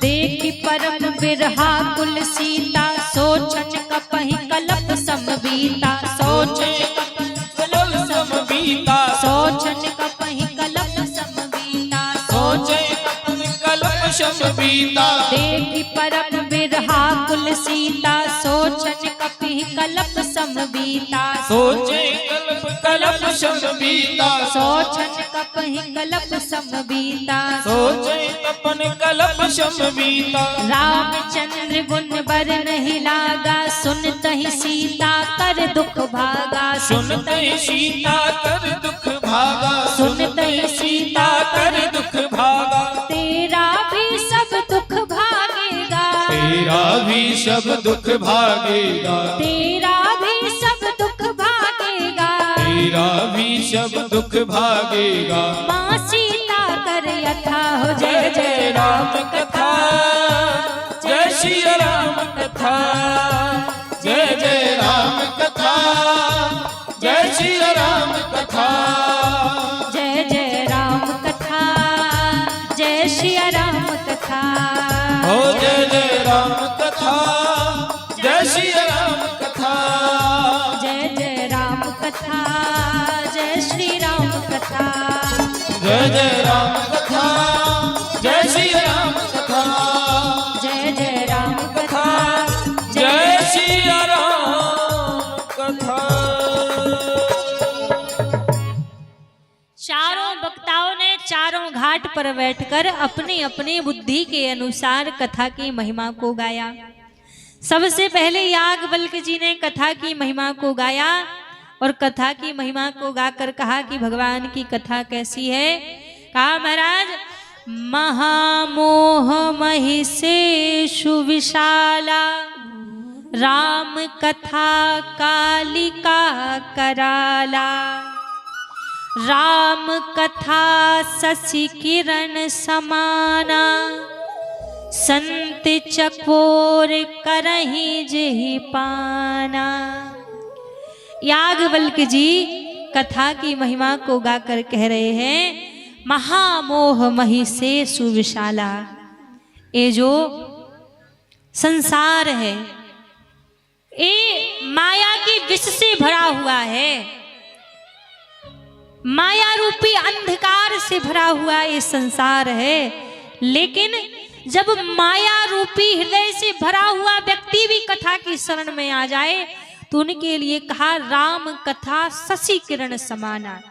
चारों तरफ अंधकार हो, अंधेरा हो, और जैसी शशि की सूर्य की किरण एक उसके पड़ जाए तो एक क्षण में उस अंधकार को मिटा देती है।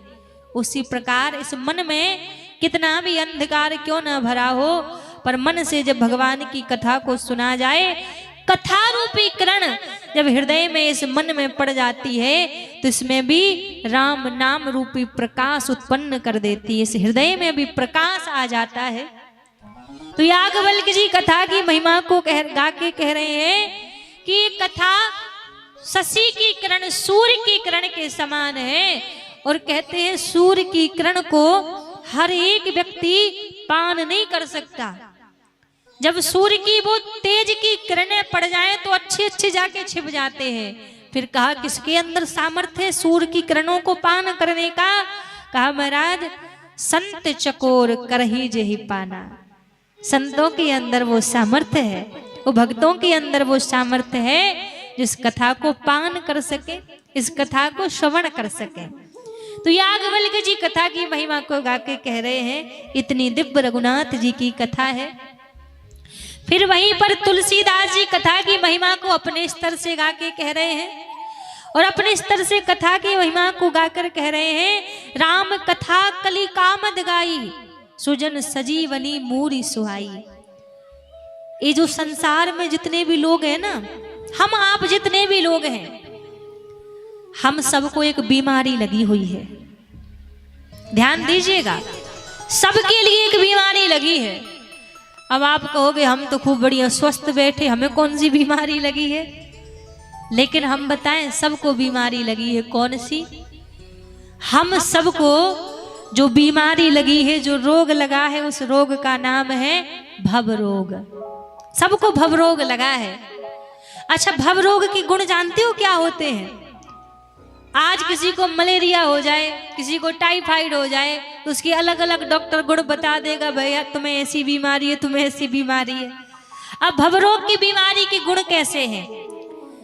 भवरोग की बीमारी के गुण है जब लोग कहते हैं भैया मेरा घर है, मैं अमर हूं, मुझे कुछ नहीं होगा, मैं जितना कर रहा हूं घर में परिवार में मेरे अलावा कोई नहीं कर सकता। घर मेरा है, परिवार मेरा है, ये संसार मेरा है। जिस चीज के लिए व्यक्ति मेरा शब्द लगा दे कि ये मेरा है, समझ जाना यही भवरोग का लक्षण है। जो हमारा है ही नहीं, ये भवरोग कहता है ये भी हमारा है। सबके लिए बीमारी लगी है। और तुलसीदास जी कह रहे हैं इस कली में, इस कली काल में जो भवरोग से ग्रस्त जो लोग हैं, भवरोग ने जिनको पकड़ रखा है, उनके लिए सजीवनी दवाई का काम राम कथा करती है। प्रभु की कथा एक औषधि का काम उसके जीवन में करती है। कितने भी जन्मों से आपको भवरोग लगा हो, कितने भी जन्मों से आप बीमारी में फंसे हो, लेकिन जैसी कथा की शरण में आ जाओगे और थोड़ी सी कथा रूपी बूटी, कथा रूपी संजीवनी बूटी धारण करोगे, धीरे धीरे जीवन में आराम मिलता जाएगा, विश्राम मिलता जाएगा। अभी देखो, जब किसी को बहुत ज्यादा सीरियस हालत हो, ज्यादा तबीयत खराब हो, उसको अस्पताल ले जाते हैं ना, तो डॉक्टर क्या कहता है, भैया ये अस्पताल में भर्ती करना पड़ेगा। और जब 4-5 दिन के लिए डॉक्टर अस्पताल में भर्ती करता है, एडमिट करता है, तो पूरे डोज देता है। दिन में 2-2, 4-4 बोतल लगेगी, 2-2, 4-4 इंजेक्शन लगेंगे, खूब 4-4, 6-6 दवाई आपको भरपूर दी जाएंगी 4-5-6 दिन। अब जब डॉक्टर को लगेगा कि थोड़ी स्थिति नॉर्मल हो चुकी है, तब बोलेगा कि देखो आज आपको हॉस्पिटल से हम छुट्टी देते हैं, लेकिन आपको कुछ दवाई हम यहाँ से देंगे जिसको समय समय पर आपको लेना पड़ेगा। समय पर दवाई लोगे तो दोबारा वो बीमारी, वो रोग नहीं पकड़ेगा, और दवाई लेना बंद कर दोगे तो दोबारा फिर वो बीमारी पकड़ लेगी।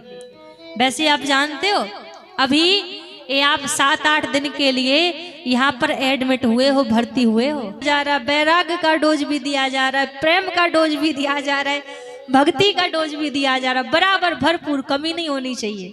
लेकिन जब 8-9 दिन बाद थोड़ी मन की स्थिति नॉर्मल हो जाएगी, जब लगेगा हाँ थोड़ा थोड़ा इस बीमारी ने छोड़ दिया है, तब यहाँ से जब आप जाओगे ना, तब एक दवाई आपको केवल दी जाएगी और कह दिया जाएगा कि समय समय पर इस दवाई को आपको लेना है। उस दवाई को नहीं लिए तो दोबारा बीमारी पकड़ लेगी। और वो एक दवाई कौन सी दी जाएगी? कहा महाराज वो एक दवाई आपको दी जाएगी, भगवान के नाम की दवाई, राम नाम रूपी औषधि दी जाएगी और कह दिया जाएगा समय समय पर भजन करते रहना, भगवान का नाम लेते रहना, तो बीमारी दोबारा नहीं पकड़ेगी। और दोबारा में जो माया से ग्रस्त लोग बैठे हैं उनके जीवन में राम कथा संजीवनी बूटी का काम करती है। तो हम सभी के जीवन में औषधि का काम भगवान की कथा करती है। तो तुलसीदास जी ने अपने स्तर से कथा की महिमा को गाया। फिर बाबा भूत भावन भोलेनाथ अपने स्तर से कथा की महिमा को गा के माँ भगवती से कह रहे हैं, देवी राम कथा कली बिटप, इस कथा की महिमा को सुनो। राम कथा सुंदर करतारी, संशय विहग उड़ावनहारी। जिसके जीवन में कोई ना कोई संशय बैठा हो, संशय रूपी पक्षी यदि जीवन में बैठा है, तो भगवान की कथा उसके जीवन से उस संशय को हटाने का काम करती है, उस संशय को दूर करने का काम करती है।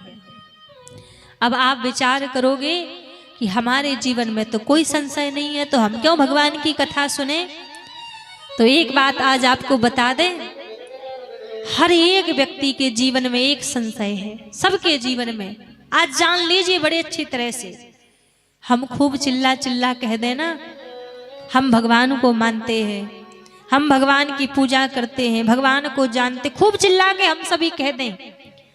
लेकिन एक बात ये बिल्कुल सत्य है, आप मानो या ना मानो, जो घर में भगवान बैठे हैं ना, जो मंदिर में ठाकुर जी बैठे हैं, कभी मंदिर के ठाकुर जी या घर के ठाकुर जी के सामने जाते हो तो बिल्कुल बिना सोचे समझे ये भाव आता है कि प्रत्यक्ष ठाकुर जी बैठे हैं, प्रत्यक्ष बैठे भगवान देख रहे हमें। आता है सच बताना, आता है भाव? नहीं आता, नहीं आता। क्यों नहीं आता? क्योंकि चैतन्यता के भाव से भगवान को नहीं देखते। मंदिर में जाओगे ना तो कहीं ना कहीं ये भाव मन में आ ही जाएगा, अरे सच में थोड़ी ना भगवान ऐसे बैठे हैं, देख रहे हैं। घर के ठाकुर जी हैं, घर के ठाकुर जी के सामने उल्टे सीधे कर्म करते रहोगे। क्यों? क्योंकि मन में ये भरोसा नहीं है कि पक्के में ठाकुर जी बैठे सच में देख रहे हैं। नहीं, मन में लगता अरे ये तो पाषाण का विग्रह है, ये तो अष्ट धातु का विग्रह, ये तो पत्थर की मूर्ति है। तो महाराज यहाँ पर आज के व्यक्ति के मन में किसी और चीज का संशय हो ना हो, लेकिन सबसे बड़ा संशय यही बैठा है कि भगवान सच में है या नहीं है। सबसे बड़ा संशय बैठा है। जिस दिन ये मन से संशय मिट जाए कि भगवान सच में हमें देख रहे हैं, हमारे सब गुणों अवगुणों पर भगवान की दृष्टि है, भगवान की नजर है, तो आधे से उल्टे कर्म कर देना व्यक्ति उसी क्षण बंद कर दे। लेकिन हम भगवान को उस भाव से देखते ही नहीं हैं, उस भाव से जानते ही नहीं है कि भगवान सच में विराजे हैं, सच में बैठे हुए हैं। भगवान को कभी भी किसी पाषाण या विग्रह या मूर्ति के भाव से नहीं देखना चाहिए, अपराध लगता है। भगवान के सामने जाओ, यही भाव से देखो कि साक्षात प्रभु बैठे हैं, प्रभु हमें देख रहे हैं। हम लोगों से तो 3-3, 4-4 घंटे बात करके बिता देते हैं ना, हमारे घर के ठाकुर जी भी सोचते हैं, कभी कभी मन में विचार करते हैं, देखो ये सबसे बात करता है, सबसे अपनी मन की बात करता है, कभी मेरे पास भी आए, मेरे पास भी बैठकर कभी अपने दुख सुख की 2 बातें मुझसे भी कहे, मुझसे भी बोले, मैं भी तो इसकी बात को सुनूं। कभी मेरे पास आकर मुझसे बात करने के लिए बैठे, पर कभी नहीं जाते हम। अच्छा एक बात आपसे कहें, अनुभव की बात है, बिल्कुल नहीं। कभी सच में भगवान की कृपा का अनुभव करना हो, जब घर में बिल्कुल अकेले हो आप, कोई ना हो घर में, तो तब आपको ऐसा लगे अब मैं क्या करूं, करने के लिए कोई काम नहीं, अकेला बैठा हूं, कभी आप विचार करना। ये हम कहीं सुनी बात नहीं कहेंगे, अपने मन की बात आप स्वयं करके देखना। जितनी बातें आप दुनिया वालों को सुनाते हो ना, कभी अपने घर के जो ठाकुर जी हैं, जो भी आपके आराध्य हैं, अकेले में उनके सामने बैठकर उनसे बात किया करो। महाराज हमें गारंटी के साथ आपसे कहते हैं, जो बात आप उनसे कहकर आओगे ना, किसी से पूछना नहीं पड़ेगा आपको, स्वतः अपने आप ही उस प्रश्न का उत्तर आपको वहां मिल जाएगा। ये जरूरी नहीं है कि भगवान आज के समय में 4 भुजा धारण करके धनुष बाण लेकर प्रकट होकर आपके सामने आवे। आप अनुभव करके तो देखो, आप उनसे बात करके तो देखो, कुछ बोल कर तो देखो। क्योंकि सीधी बात कह दें, भगवान की भक्ति ना ही ज्ञान का विषय है, ना ही बुद्धि का विषय है, ना ही तर्क वितर्क का विषय है। भगवान की भक्ति केवल मात्र भाव का विषय है। भगवान को जानना है तो भाव से जानो, बुद्धि से, विवेक से, ज्ञान से, तर्क वितर्क से नहीं जान सकते। भगवान समझ आएंगे तो केवल भाव से समझ आएंगे। तो हमारे मन में तो सबसे बड़ा संशय, सबसे बड़ा यही है कि हमें तो अभी तक पूर्णतः ये भरोसा ही नहीं है कि भगवान है या नहीं है। तो ये संशय भी भगवान की कथा मिटा देती है। जितने भी मन में संशय हो गए, कोई भी ज्ञान का, अज्ञान का, सारे संशय को मिटाने का सामर्थ्य रघुनाथ जी की कथा में है। प्रभु की कथा में समस्त दुखों को, समस्त संशय को मिटाने का बल प्रभु की कथा में है। तो यहाँ भगवान भूत बावन भोलेनाथ ने कथा की महिमा को गाया। फिर यहाँ पर कागभूषुंड जी महाराज ने अपने तरीके से कथा की महिमा को गाया और कथा की महिमा को गाकर कहा, देखी परम बिरहा कुल सीता, सोचन कपहि कलप समवीता। जब लंकापुरी में माँ जगत जननी माता जानकी विराजी, तो जब तक भगवान की कथा जीवन में नहीं थी तब तक दुख से व्याकुल हो रही थी। लेकिन जैसे हनुमान जी महाराज पहुंचे और हनुमान जी महाराज जाके भगवान की कथा को गाने लगे, तो एक ही क्षण में माँ जानकी के जीवन के सारे दुख भाग गए।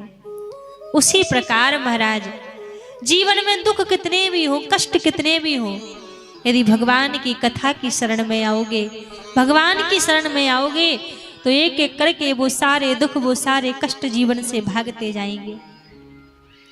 दूसरी बात से भी आपको सावधान कर दूं, ध्यान दीजिएगा।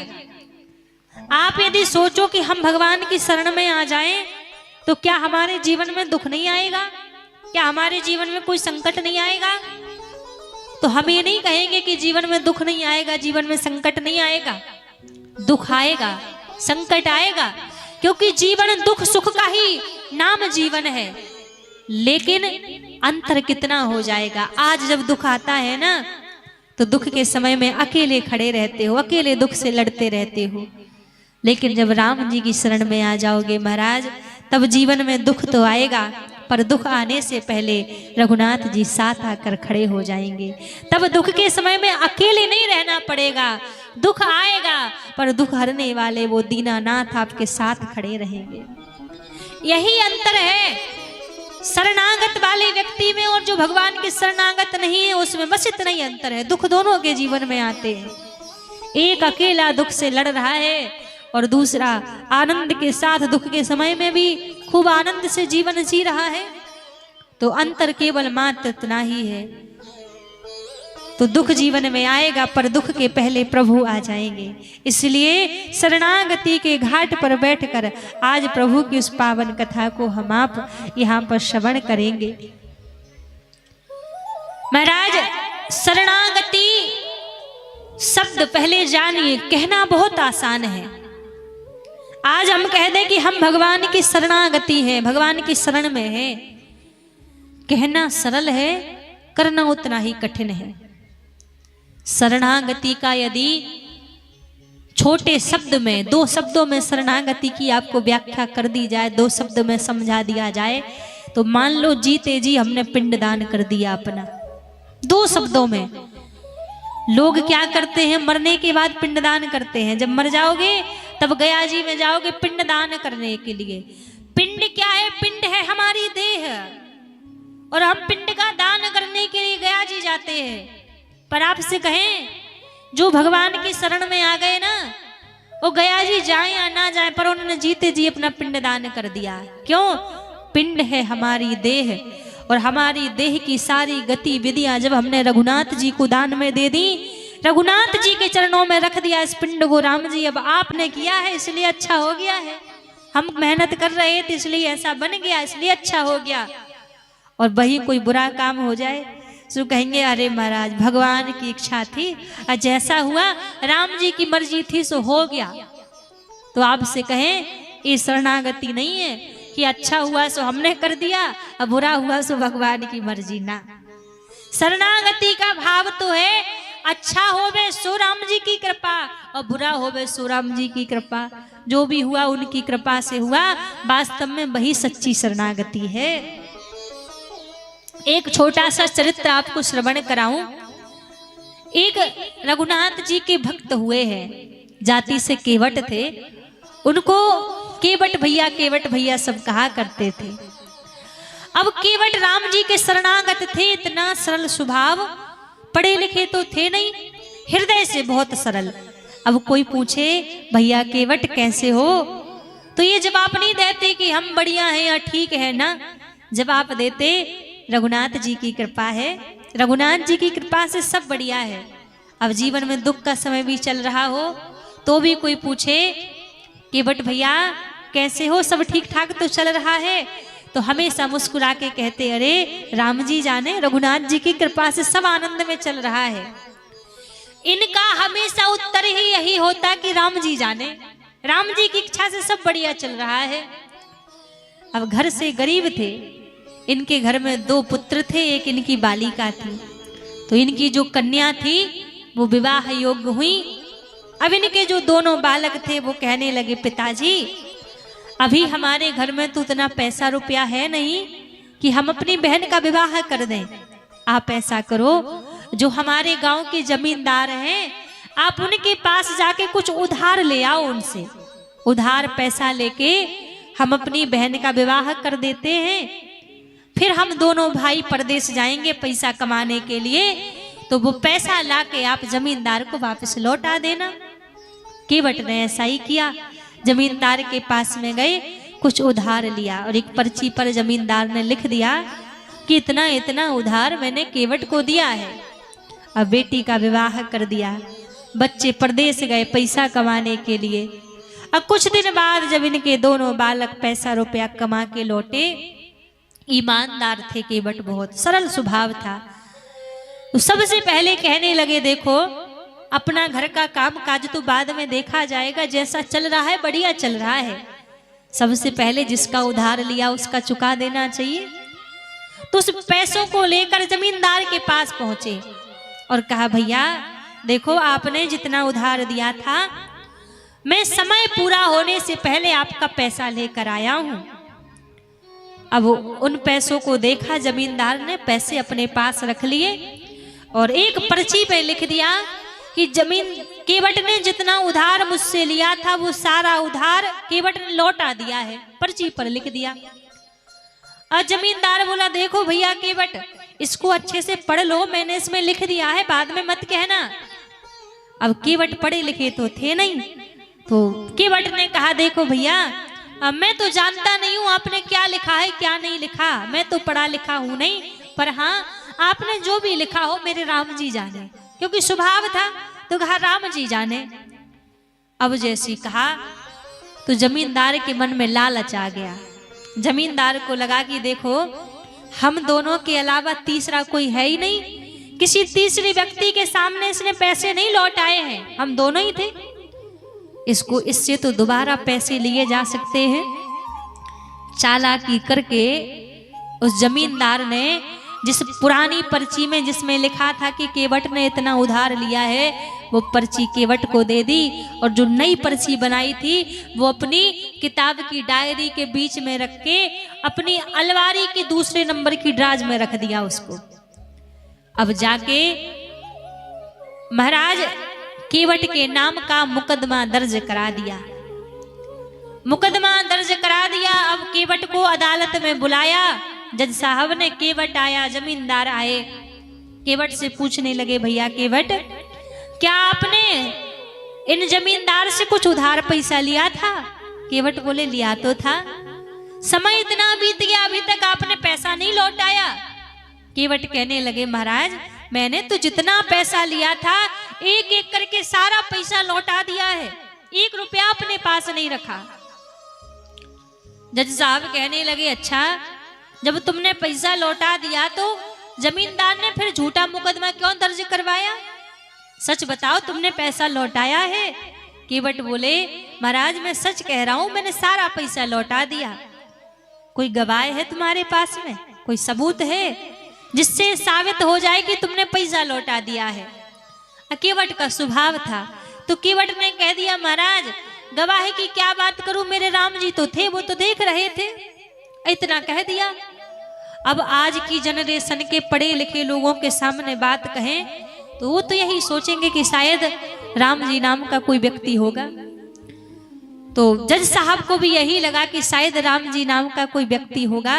तो कहा, देखो भैया, आप अगली तारीख को अपने राम जी को लेकर आना। केवट ने कहा, ठीक है। और उस पर्ची को लेकर गए केवट, जिसमें तारीख दी हुई थी कि अगली तारीख लगनी है। अपने घर उस पर्ची को नहीं ले गए। जो गांव में रघुनाथ जी का मंदिर था, उस मंदिर में जाकर उस पर्ची को रख दिया केवट ने, और प्रार्थना करने लगे, प्रभु ये तो आप जानते हैं मैं सच बोल रहा हूं या झूठ बोल रहा हूं, आप देख लेना। ये नहीं कहा कि कृपा करना कि आना या कुछ भी ना, नाथ आप देख लेना। इतना कहकर केवट वहां से आ गए। अब दिन बीते। अब वो तारीख वाला दिन आया जिस दिन केवट को अदालत में जाना था।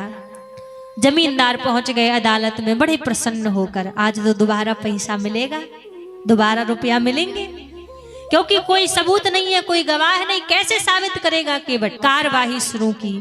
जज साहब कार्यवाही शुरू करके कहने लगे, महाराज केवट आपके राम जी आ गए। तो केवट ने अपने स्वभाव के अनुसार कहा, वो तो पहले से आके बैठे हुए हैं, अब राम जी को कहीं आने की कोई आवश्यकता है क्या? वो तो पहले से बैठे हैं। जज साहब को लगा कि शायद आ गए होंगे राम जी। आवाज 3 बार अपनी अदालत में आवाज लगाई, राम जी हाजिर हो, राम जी हाजिर हो, राम जी हाजिर हो।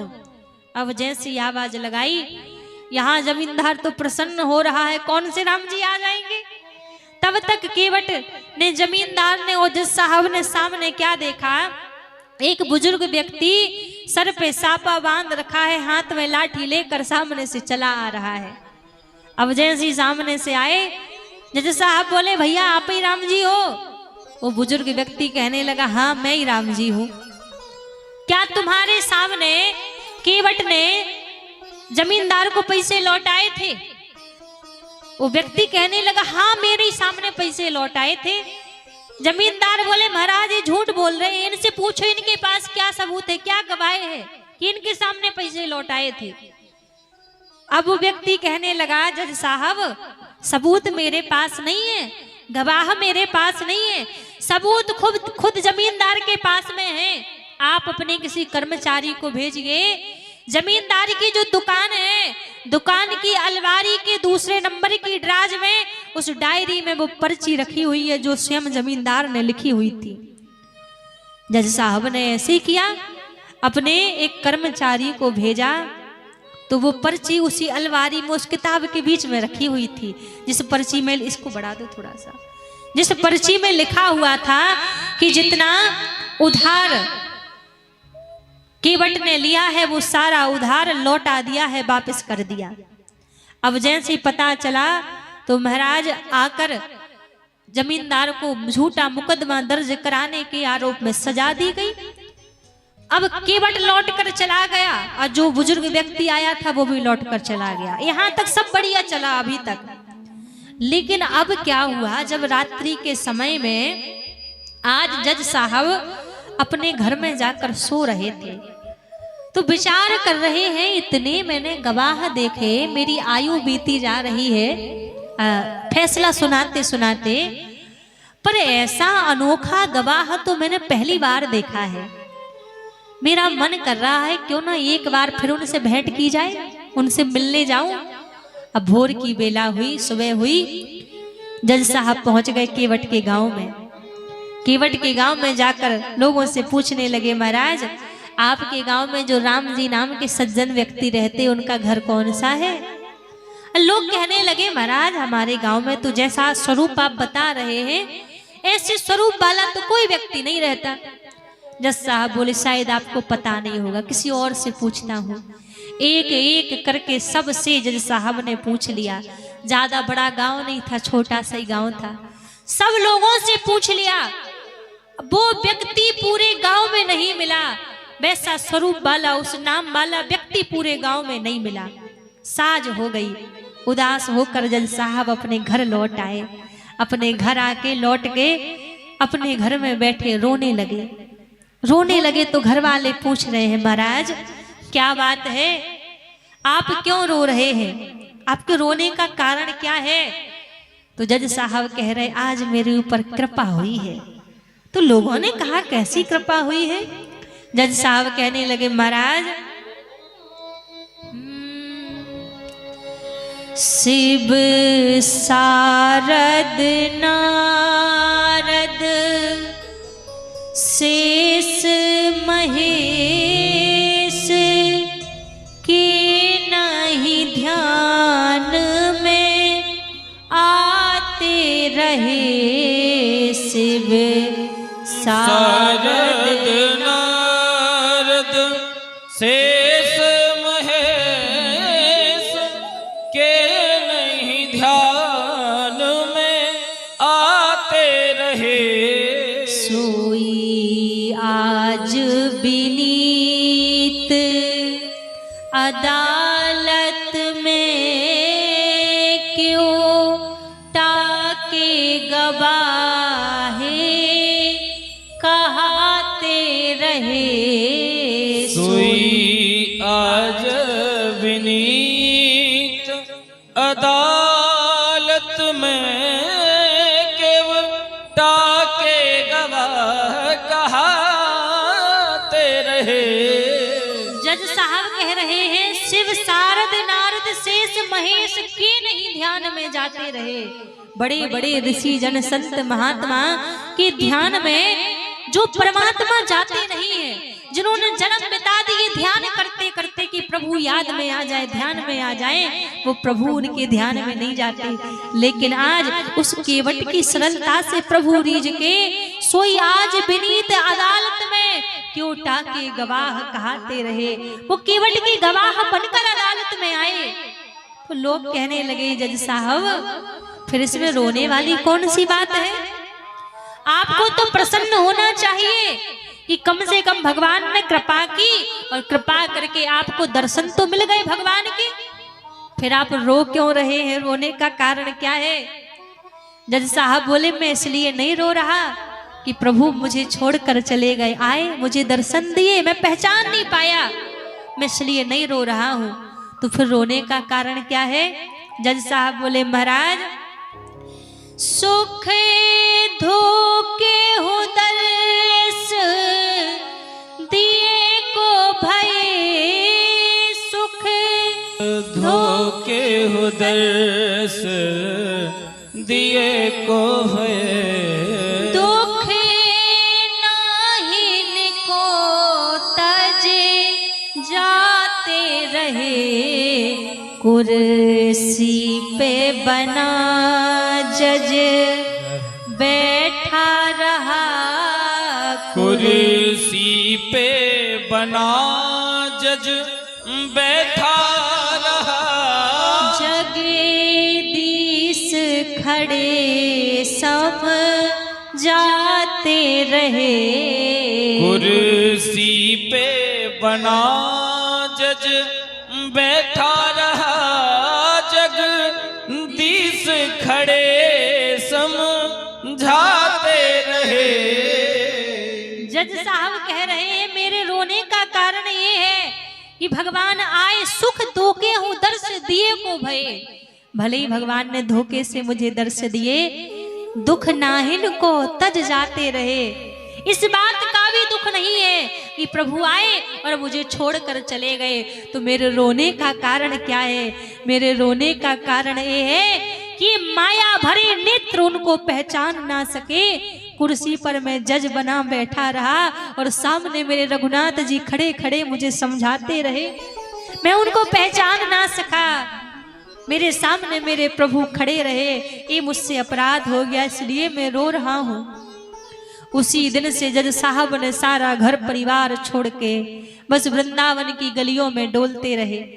मंदिर जाते थे, कभी मंदिर में भगवान के सामने नहीं जाया करते थे। लोग पूछते थे, जज साहब आप मंदिर रोज आते हैं लेकिन भगवान के सामने क्यों नहीं जाते?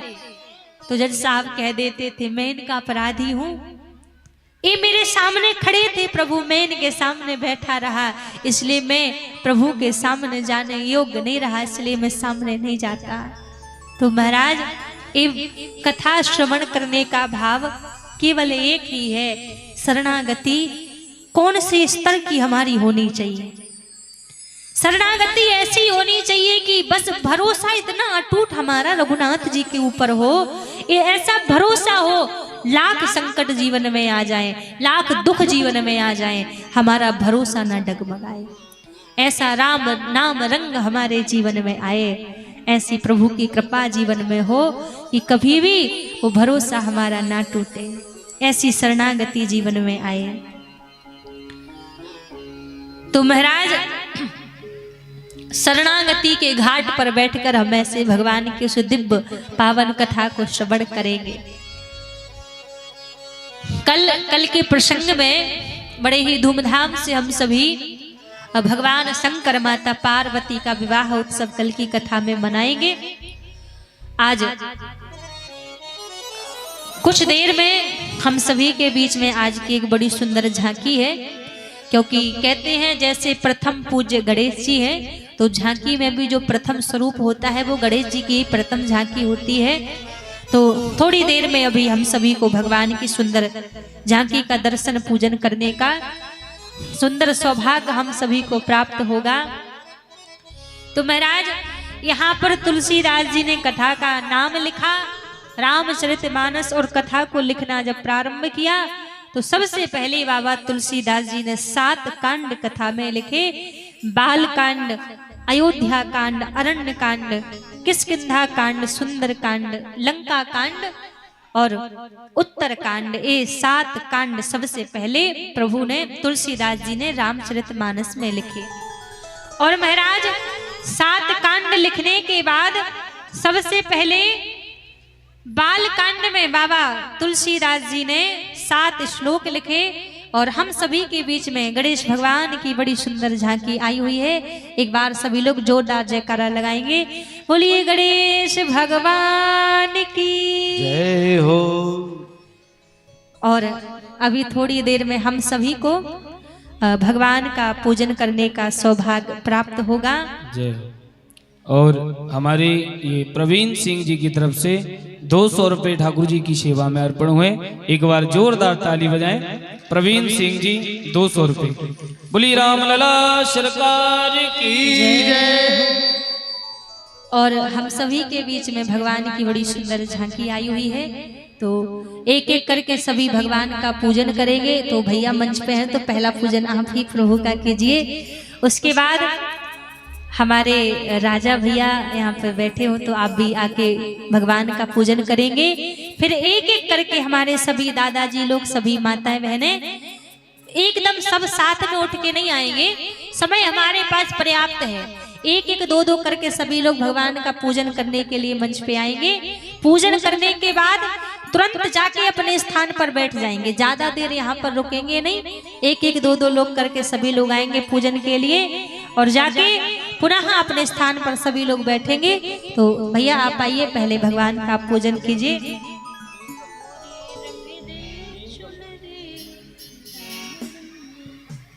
और ये 100 रुपए अविराज सिंह तोमर जी भगवान के चरणों में अर्पण किए हैं। 100 रुपए अविराज सिंह तोमर जी, एक बार इनके लिए भी जोरदार ताली बजाएं। राजा राम प्रभु कृपा करें, आशीर्वाद बनाए रखें। बोलिए रामचंद्र भगवान की जय हो। गणेश जी की बड़ी सुंदर झांकी हम सबके बीच में है। और तुलसीदास जी ने भी जब मंगलाचरण में कथा को बालकांड को लिखा तो सबसे पहले गणेश जी और माता सरस्वती की वंदना की। तो सबसे पहले आज हमें भी गणेश जी का पूजन करने का सौभाग्य मिल रहा है। आइए आप तिलक पूजन कीजिए। एक एक करके सभी भगवान का पूजन करेंगे और अपने स्थान पर बैठकर ही आनंद लेते रहेंगे। सभी लोग देरी नहीं करेंगे, जिनको आना है एक एक दो दो करके आते रहेंगे भगवान का पूजन करने के लिए, जिनका भी भाव है। और मनोज कुमार जी की तरफ से भगवान के चरणों में सेवा। राजा राम प्रभु कृपा करें, आशीर्वाद बनाए रखें। और सभी अच्छा, कौन कौन चाहता है प्रभु के नाम में हमारे जीवन रूपी चुनरी रंग जाए? सभी चाहते हैं ना? तो सभी गणेश जी के चरणों में और भगवान के चरणों में सभी प्रार्थना करेंगे। और देखिए यहाँ से कीर्तन चलता रहेगा, जिनको आना है एक एक दो दो करके सभी लोग आते रहेंगे। हमारे जो दादाजी भैया जी लोग जिनको पूजन करना है संकोच नहीं करेंगे, क्योंकि देखो ये झांकी का कहते हैं महाराज, जब कोई भी स्वरूप निकलता है तो महिमा होती है। ना वो किसी का बेटा होता है, ना ही वो किसी की बेटी होती है। उतने समय के लिए वो भगवान का अंश माना जाता है। तो जिनको भी पूजन करना है एक एक दो दो करके सभी लोग आते रहे। बोलिए रामचंद्र भगवान की जय हो। मोरी रंग दे चुनरिया राम रंग में, मोरी रंग दे चुनरिया राम रंग में, मोरी रंग दे चुनरिया राम रंग में, मोरी रंग दे चुनरिया राम रंग में, मोरी रंग दे चुनरिया राम रंग में, मोरी रंग दे चुनरिया राम रंग में। ना तो रंगाऊं मैं नीली पीली, ना तो रंगाऊं मैं नीली पीली, ना तो रंगाऊं मैं नीली पीली, ना तो रंगाऊं मैं नीली पीली, ना तो रंगाऊं मैं लाल रंग में, मोरी रंग दे चुनरिया राम रंग में, मोरी रंग दे चुनरिया राम रंग में। और पूजन करने के बाद अपने स्थान पर जाकर ही सब लोग आनंद लेंगे, क्योंकि और लोग भी मंच पे पूजन करने के लिए आएंगे। तो पूजन करने के बाद तुरंत जाकर सभी अपने स्थान पर जाकर बैठते रहेंगे, वहीं से आनंद लेंगे। और जिनको पूजन करना है वो एक एक दो दो करके सभी लोग आते रहेंगे, जिनका भी भाव है भगवान का पूजन करने का। तो जिनको भी आना है वो आते रहें। जो हमारे भैया जी लोग हैं, दादाजी लोग हैं, जिनको आना है तो आप जल्दी जल्दी आते रहें। जो भी माताएं बहनें आना चाहें भगवान का पूजन करने के लिए। मोरी रंग दे चुनरिया राम रंग में, मोरी रंग दे चुनरिया राम रंग में, मोरी रंग दे चुनरिया राम रंग में, मोरी रंग दे चुनरिया राम रंग में। ना तो रंगाऊं मैं नीली पीली, ना तो रंगाऊं मैं नीली पीली, ना तो रंगाऊं मैं नीली पीली, ना तो रंगाऊं मैं नीली पीली, ना ही रंगाऊं मैं लाल रंग में, मोरी रंग दे चुनरिया राम रंग में, ओ मेरी रंग दे चुनरिया राम रंग में, मोरी रंग दे चुनरिया राम रंग में। ओ मेरी रंग दे चुनरिया राम रंग में। जय हो रामलला सरकार की हो।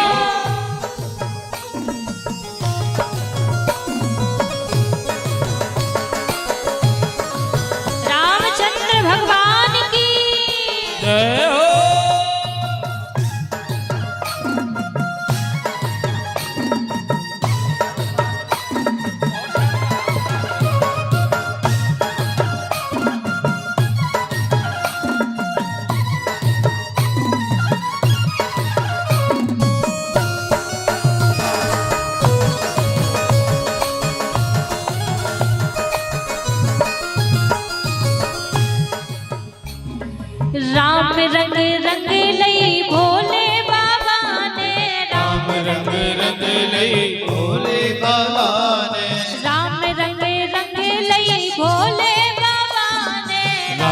रंग रंग लई भोले बाबा ने। और पावन सुत बजरंग ने मोरी रंग दे चुनरिया राम रंग में। ओ मेरी रंग दे चुनरिया राम रंग में। मेरी रंग दे चुनरिया राम रंग में। ओ मेरी रंग दे चुनरिया राम रंग में। और देखिए जल्दी जल्दी पूजन करते जाएंगे। जिन्होंने पूजन कर लिया है ज्यादा देर तक नहीं रुकेंगे, क्योंकि सबको आने का अवसर मिलता रहे, तो शीघ्रता करते रहेंगे। जिन्होंने पूजन कर लिया है वो जल्दी जल्दी पूजन करके नीचे उतरते जाएंगे। हो मोरी रंग दे चुनरिया राम रंग में। रंग दे चुनरिया राम रंग में। हे मेरी रंग दे चुनरिया राम रंग में। मोरी रंग दे चुनरिया राम रंग में। ओ राम रंग में राम रंग में। राम रंग में राम रंग में। हे राम रंग में राम रंग में। राम रंग में राम रंग में। हे मेरी रंग दे चुनरिया राम रंग में। मोरी रंग दे चुनरिया राम रंग में।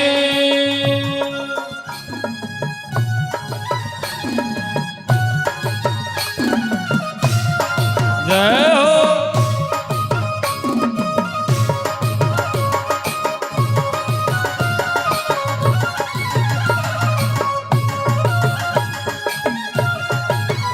रामलला सरकार की।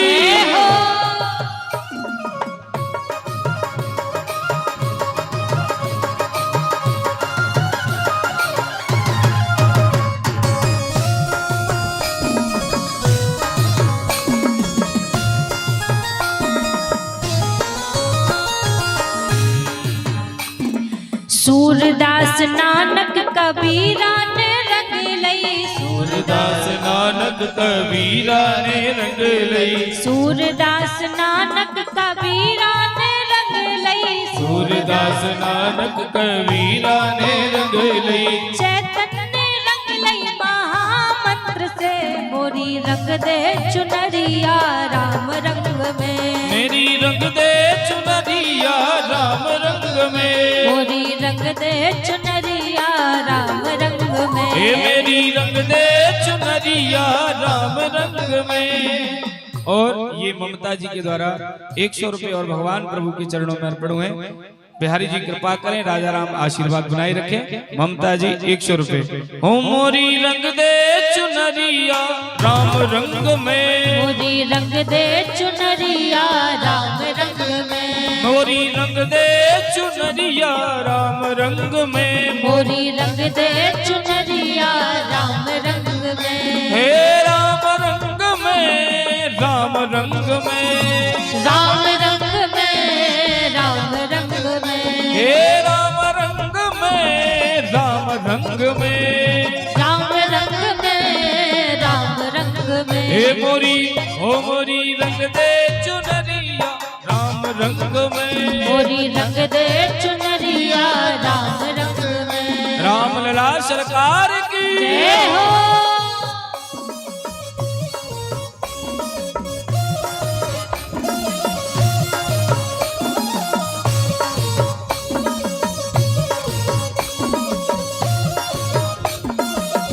रामचंद्र भगवान की।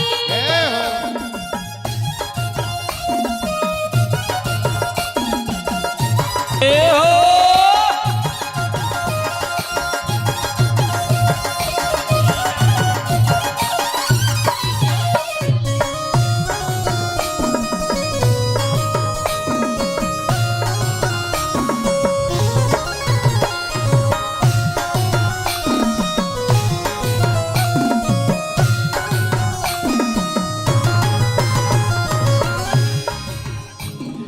मीरा ने रंग लई तुलसी ने रंग लई। मीरा ने रंग लई तुलसी ने रंग लई। मीरा ने रंग लई तुलसी ने रंग लई। मीरा ने रंग लई तुलसी ने रंग लई। नरसी ने रंग लई राम रंग से। नर हर सीने रंग लई राम रंग से, मोरी रंग दे चुनरिया राम रंग में, मोरी रंग दे चुनरिया राम रंग में, मोरी रंग दे चुनरिया राम रंग में। हे मोरी रंग दे चुनरिया राम रंग देखो में। ऐसे नहीं, जितने लोग बैठे हैं ना, एक बार दोनों हाथ ऊपर खड़े करके कहिए, जो राम रंग में अपनी चुनर रंगना चाहे और जो पूजन करना चाहे वो पूजन भी करते रहेंगे। दोनों हाथ ऊपर खड़े करके कहेंगे सभी, मोरी रंग दे चुनरिया राम रंग में, मोरी रंग दे चुनरिया राम रंग में, मोरी रंग दे चुनरिया राम रंग में, हे मोरी रंग दे चुनरिया राम रंग में, मोरी रंग दे चुनरिया राम रंग में, हे मोरी रंग दे चुनरिया राम रंग में, मोरी रंग दे चुनरिया राम रंग में, हे मोरी रंग दे चुनरिया राम रंग में, मोरी रंग दे चुनरिया राम रंग में, ओ मोरी रंग दे चुनरिया राम रंग में, मोरी रंग दे चुनरिया राम रंग में, हे राम रंग में राम रंग में, राम रंग में राम रंग में, ओ राम रंग में प्रभु राम रंग में, राम रंग में राम रंग में। और देखिए जो भी पूजन कर लेते हैं और जो माताएं हमारी वो पूजन करके शीघ्र उतरते चलेंगे, समय नहीं लगाएंगे ऊपर। हाँ, ये 50 रुपए गोविंद माझी जी,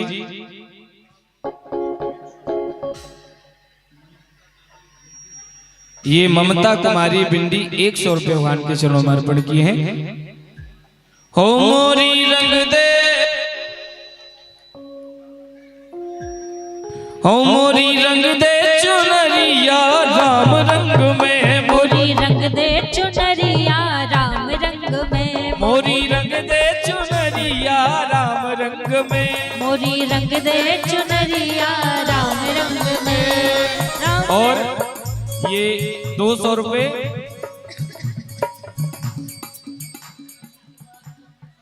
ये अच्छू कुमारी शाखा डब्लूपुर से, ये 200 रुपए भगवान के चरणों में, बड़ी प्यारी बच्ची भगवान के चरणों में अर्पण की है। और पूजन करके हमारी जो बेटियां ऊपर हैं, बहनें, सभी से निवेदन है शीघ्र नीचे उतरते हैं, फोटो कोई ना खींचे। जो मोबाइल लेके बेटी खड़ी नीचे आ जाओ, फोटो कोई नहीं लेगा ऊपर। और सभी अपनी अपनी जगह खड़े हो जाएंगे। अब आप हम सभी भगवान के उत्सव का आनंद लेंगे, सभी यथास्थान खड़े हो जाएं। जिन्हें पूजन करना है वो पूजन करते रहेंगे, बाकी सभी खड़े होकर के प्रभु के इस आनंद का देखिए। बड़े ही सौभाग्य से इस रामनवमी के अवसर पर प्रभु श्री राम की पावन कथा आप हम सभी को मिली है। तो एक बार सभी दोनों हाथ उठा करके और प्रभु के नाम की मस्ती में झूमते हुए, हो मोरी रंग दे चुनरिया राम रंग में, मोरी रंग दे चुनरिया राम रंग में, हो मोरी रंग दे चुनरिया राम रंग में, मोरी रंग दे चुनरिया राम रंग में। ये हर सनातनी का सौभाग्य होता है कि प्रभु के नाम में चुनरी लगे, प्रभु के नाम में ये तन रंग जाए। तो दोनों हाथ उठा करके कहिए, हो मोरी रंग दे चुनरिया भगवा रंग में, मोरी रंग दे चुनरिया राम रंग में, हे मोरी रंग दे चुनरिया राम रंग में, मोरी रंग दे चुनरिया राम रंग में, हे मोरी रंग दे चुनरिया राम रंग में, मोरी रंग दे चुनरिया राम रंग में, हो राम रंग में राम रंग में, राम रंग में राम रंग में, हे राम रंग में राम रंग में, राम रंग में राम रंग में, हे मोरी रंग दे चुनरिया राम रंग में, मोरी रंग दे चुनरिया राम रंग में। जय हो रामचंद्र भगवान की जय हो।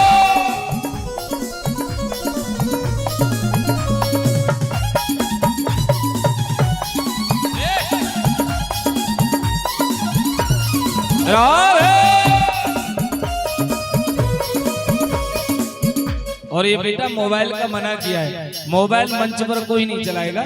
जितनी भी बेटियां आ रही है मोबाइल जेब में रख के लाएं अपना। हो मोरी रंग दे चुनरिया राम रंग में, मोरी रंग दे चुनरिया राम हे मोरी रंग दे चुनरिया राम रंग में, मोरी रंग दे चुनरिया राम रंग में। जय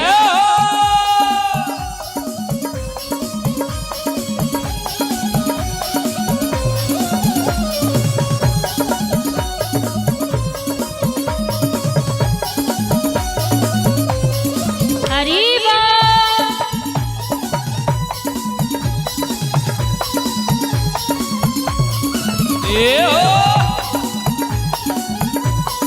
रामचंद्र भगवान की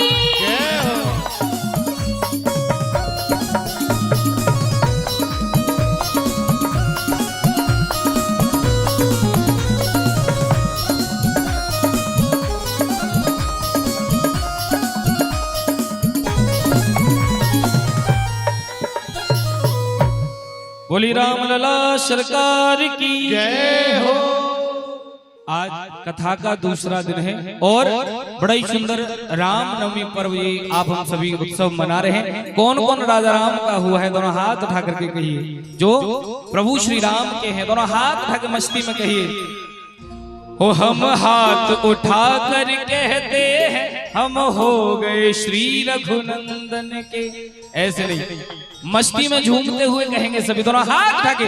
आप भी दोनों हाथ रखे कहें। हे हम हाथ उठा कर कहते हैं हम हो गए श्री रघुनंदन के। हम हाथ उठा कर कहते हैं हम हो गए श्री रघुनंदन के। हो हम हो गए श्री रघुनंदन के। हम हो गए श्री रघुनंदन के। हम हो गए श्री रघुनंदन के। हम हो गए श्री रघुनंदन के। हम भुजा उठा कर कहते हैं हम हो गए श्री रघुनंदन के।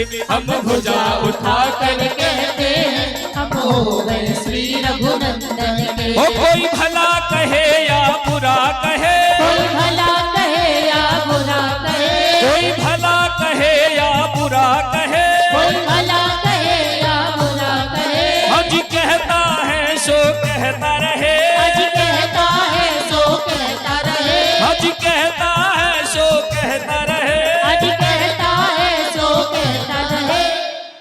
कोई भला कहे या बुरा कहे, हमें क्या कहना है? और हाथ रखे जय श्री राम, जय जय श्री राम।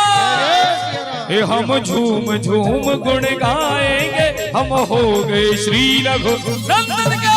झूम झूम गुण गाएंगे हम हो गए श्री रघुनंदन के। हम भुजा उठा कर कहते हैं हम हो गए श्री रघुनंदन के। हम भुजा उठा कर कहते हैं हम हो गए श्री रघुनंदन के। हो श्री राम जय राम, मेरे राम जय राम।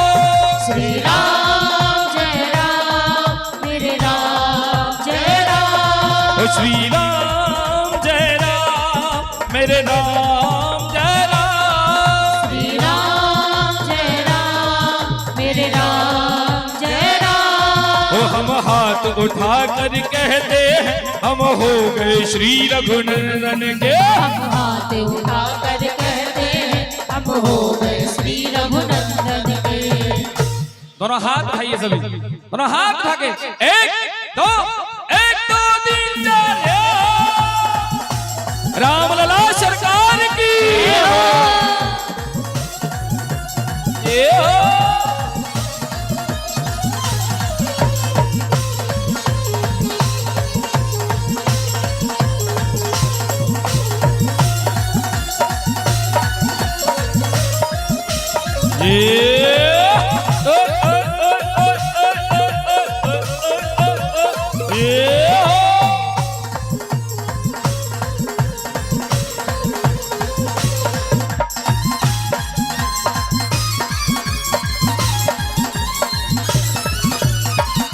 और हर सनातनी के हृदय से यह भाव होता है कि हम कल भी प्रभु श्री राम के थे और आज भी हैं, और जब तक इस तन में प्राण रहेंगे तब तक हम अपना बाप नहीं बदलेंगे। ये सोचने की बात है। लोग थोड़ा सा कष्ट जीवन में आने के बाद बाप ही बदल देते हैं। कोई बदलता है? नहीं बदलता। लेकिन ये धर्म की बात है और अपने तन में जब तक प्राण हो सदैव सनातनी बन के रहिए, क्योंकि जीवन हमें उनकी कृपा से मिला है। तो जीवन में जब हम अपना बाप नहीं बदलते तो उस परम पिता परमात्मा को कैसे बदल सकते हैं? दोनों हाथ उठाकर कहिए, दोनों हाथ रखे हो, हम कल भी श्री रघुनंदन के, हम कल भी श्री रघुनंदन के, हम कल भी श्री रघुनंदन के, हम कल भी श्री रघुनंदन के, हम आज भी श्री रघुनंदन के, हम आज भी श्री रघुनंदन के, हो हम आज भी श्री रघुनंदन के, हम आज भी श्री रघुनंदन के, हम झूम झूम कर कहते हैं हम हो गए श्री रघुनंदन के, हम झूम झूम कर कहते हैं हम हो गए श्री रघुनंदन के, हम हो गए श्री रघुनंदन के, हम हो गए श्री रघुनंदन के, हम हो गए दशरथ नंदन के, हम हो गए दशरथ नंदन के, हम हाथ उठा कर कहते हैं हम हो गए श्री रघुनंदन के, हम हाथ उठा कर कहते हैं हम हो गए श्री रघुनंदन के। ओ श्री राम जय राम मेरे राम जय राम, श्री राम जय राम मेरे राम जय राम, ओ सिया राम जय राम मेरे राम जय राम, श्री राम जय राम मेरे राम जय राम, हे बोलो श्री राम जय राम जय जय राम, बोलो श्री राम जय राम जय जय राम, हे बोलो श्री राम जय राम जय जय राम, बोलो श्री राम जय राम जय जय राम, बोलो श्री राम जय राम जय जय राम, बोलो श्री राम जय राम जय जय राम, बोलो श्री राम जय राम जय जय राम, बोलो श्री राम जय राम जय जय राम, हम गली गली में कहते हैं, हम गली गली में कहते हैं, हम नगर नगर में कहते हैं, हम नगर नगर में कहते हैं, क्या कहते हैं? ओ हम हाथ उठा कर कहते हैं हम हो गए श्री रघुनंदन के, हाथ उठा कर, कहते हैं हम हो गए श्री रघुनंदन के, ओ हम भुजा उठा कर कहते हैं हम हो गए श्री रघुनंदन के, हम भुजा उठा कर कहते हैं हम हो गए श्री रघुनंदन के।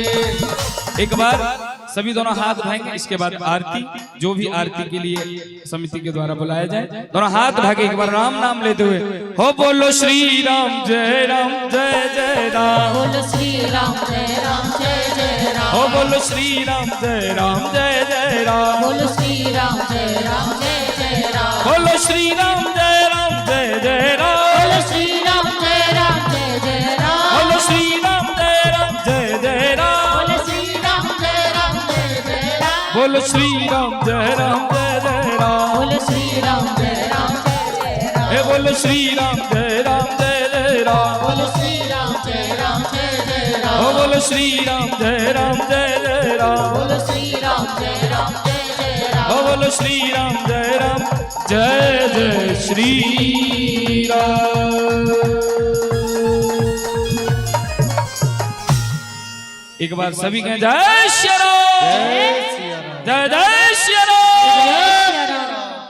आइए अब आरती के लिए जिन्हें बुलाया जाए वो कृपया शीघ्र मंच पर आएंगे। श्री राम।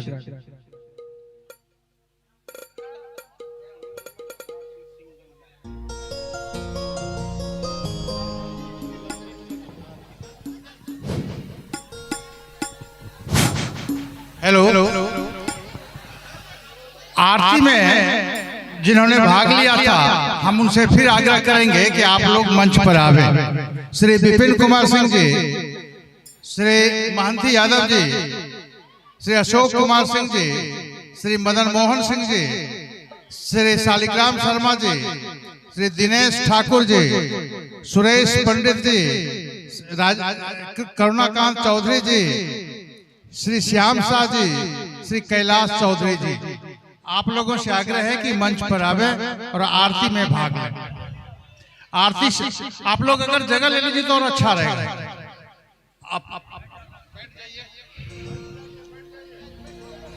बैठी जा, बैठी जा,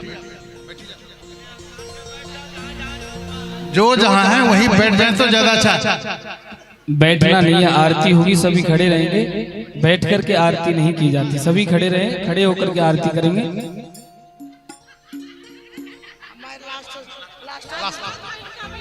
सभी यथास्थान खड़े हो जाएं आरती के लिए। आरती प्रारंभ होगी, आरती दे दीजिए दाऊ। आरती के लिए जो आरक्षित हैं कृपया चले आवे। श्री विपिन कुमार सिंह जी, महंती यादव जी, अगर हैं तो आप लोग चले आवे मंच पर। अशोक कुमार सिंह जी, मदन मोहन सिंह जी, शालिग्राम शर्मा जी, दिनेश ठाकुर जी, हाँ हमारे बीच हमारे सरपंच श्री प्रभास चंद्र जी हैं। हम उनसे आग्रह करेंगे कि आप भी हमारे आरती में शरीक होइए। आरती आगे न लेके आए कोई भी, हाँ साइड से आरती कीजिए। हाँ वहीं महंती यादव जो कोई हैं जो जिन्होंने भाग लिया था कृपया मंच पर चले आवे। हरि ओम चंद्रमा मनसूदादिचक्षु सूर्यो अजायत श्रोत्रा द्वादश प्राणशोकग्नेन जायत।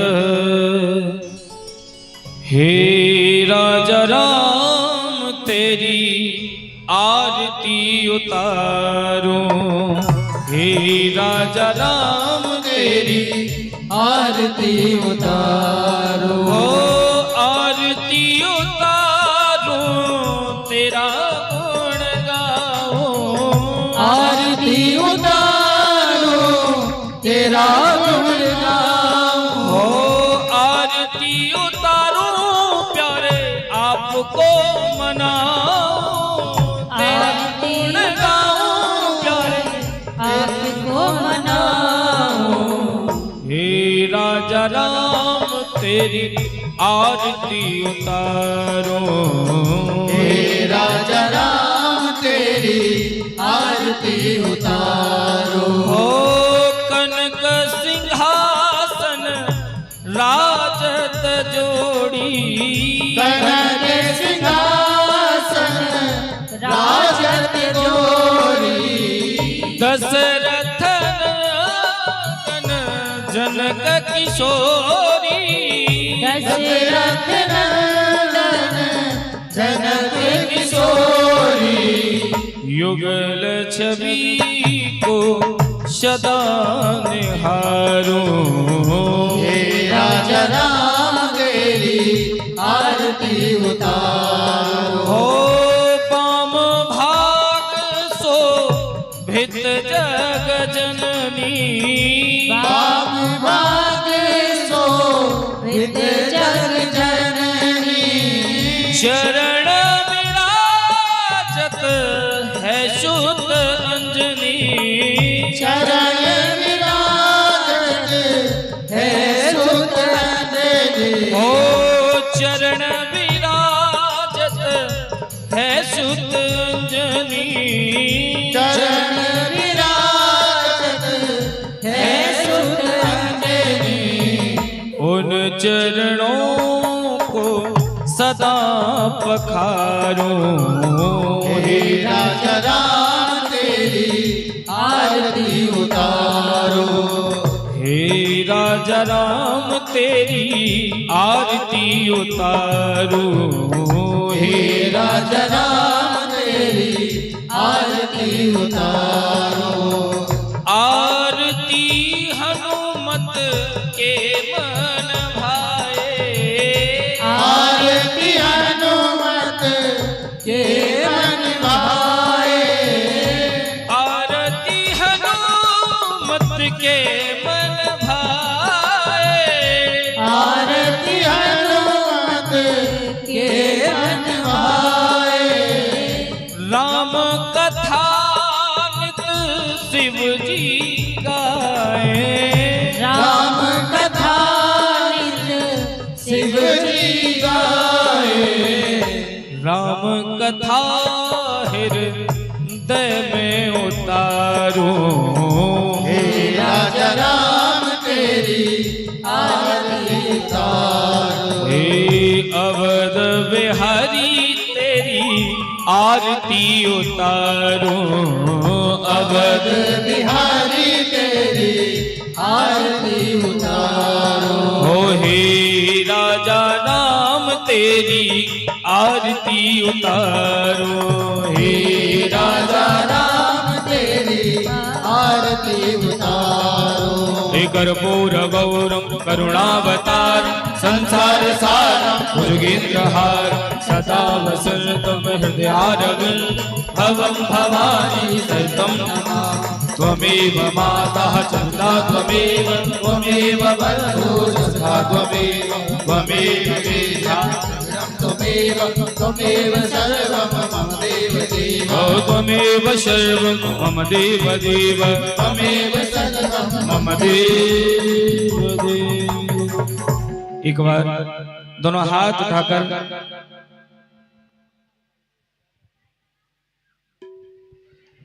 उठाकर सभी महामंत्र के साथ आज की कथा विश्राम करेंगे।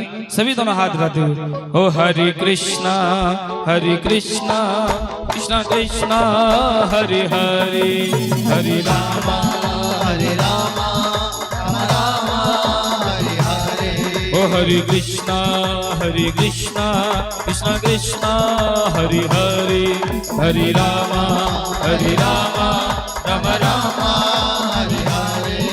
हो हरे कृष्णा कृष्णा कृष्णा हरे हरे हरे राम राम राम हरे हरे। हे हरे कृष्णा कृष्णा हरे हरे हरे राम राम हरे कृष्णा कृष्णा कृष्णा हरे हरे हरे राम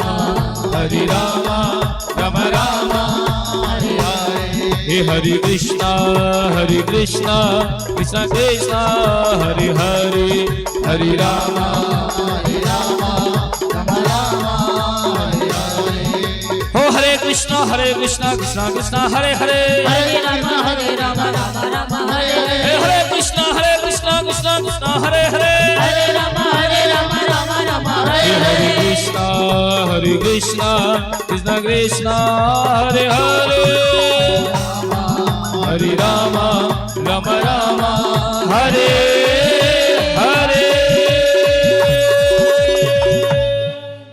बोली राम लला सरकार की जय। राजा रामचंद्र भगवान की जय। काशी विश्वनाथ की जय। धर्म की धर्म की अधर्म का प्राणियों में विश्व का सत्य सनातन वैदिक हिंदू धर्म की सत्य सनातन वैदिक हिंदू धर्म की गौ माता की अपने अपने गुरु गोविंद की अपने अपने गुरु गोविंद की मात पिता की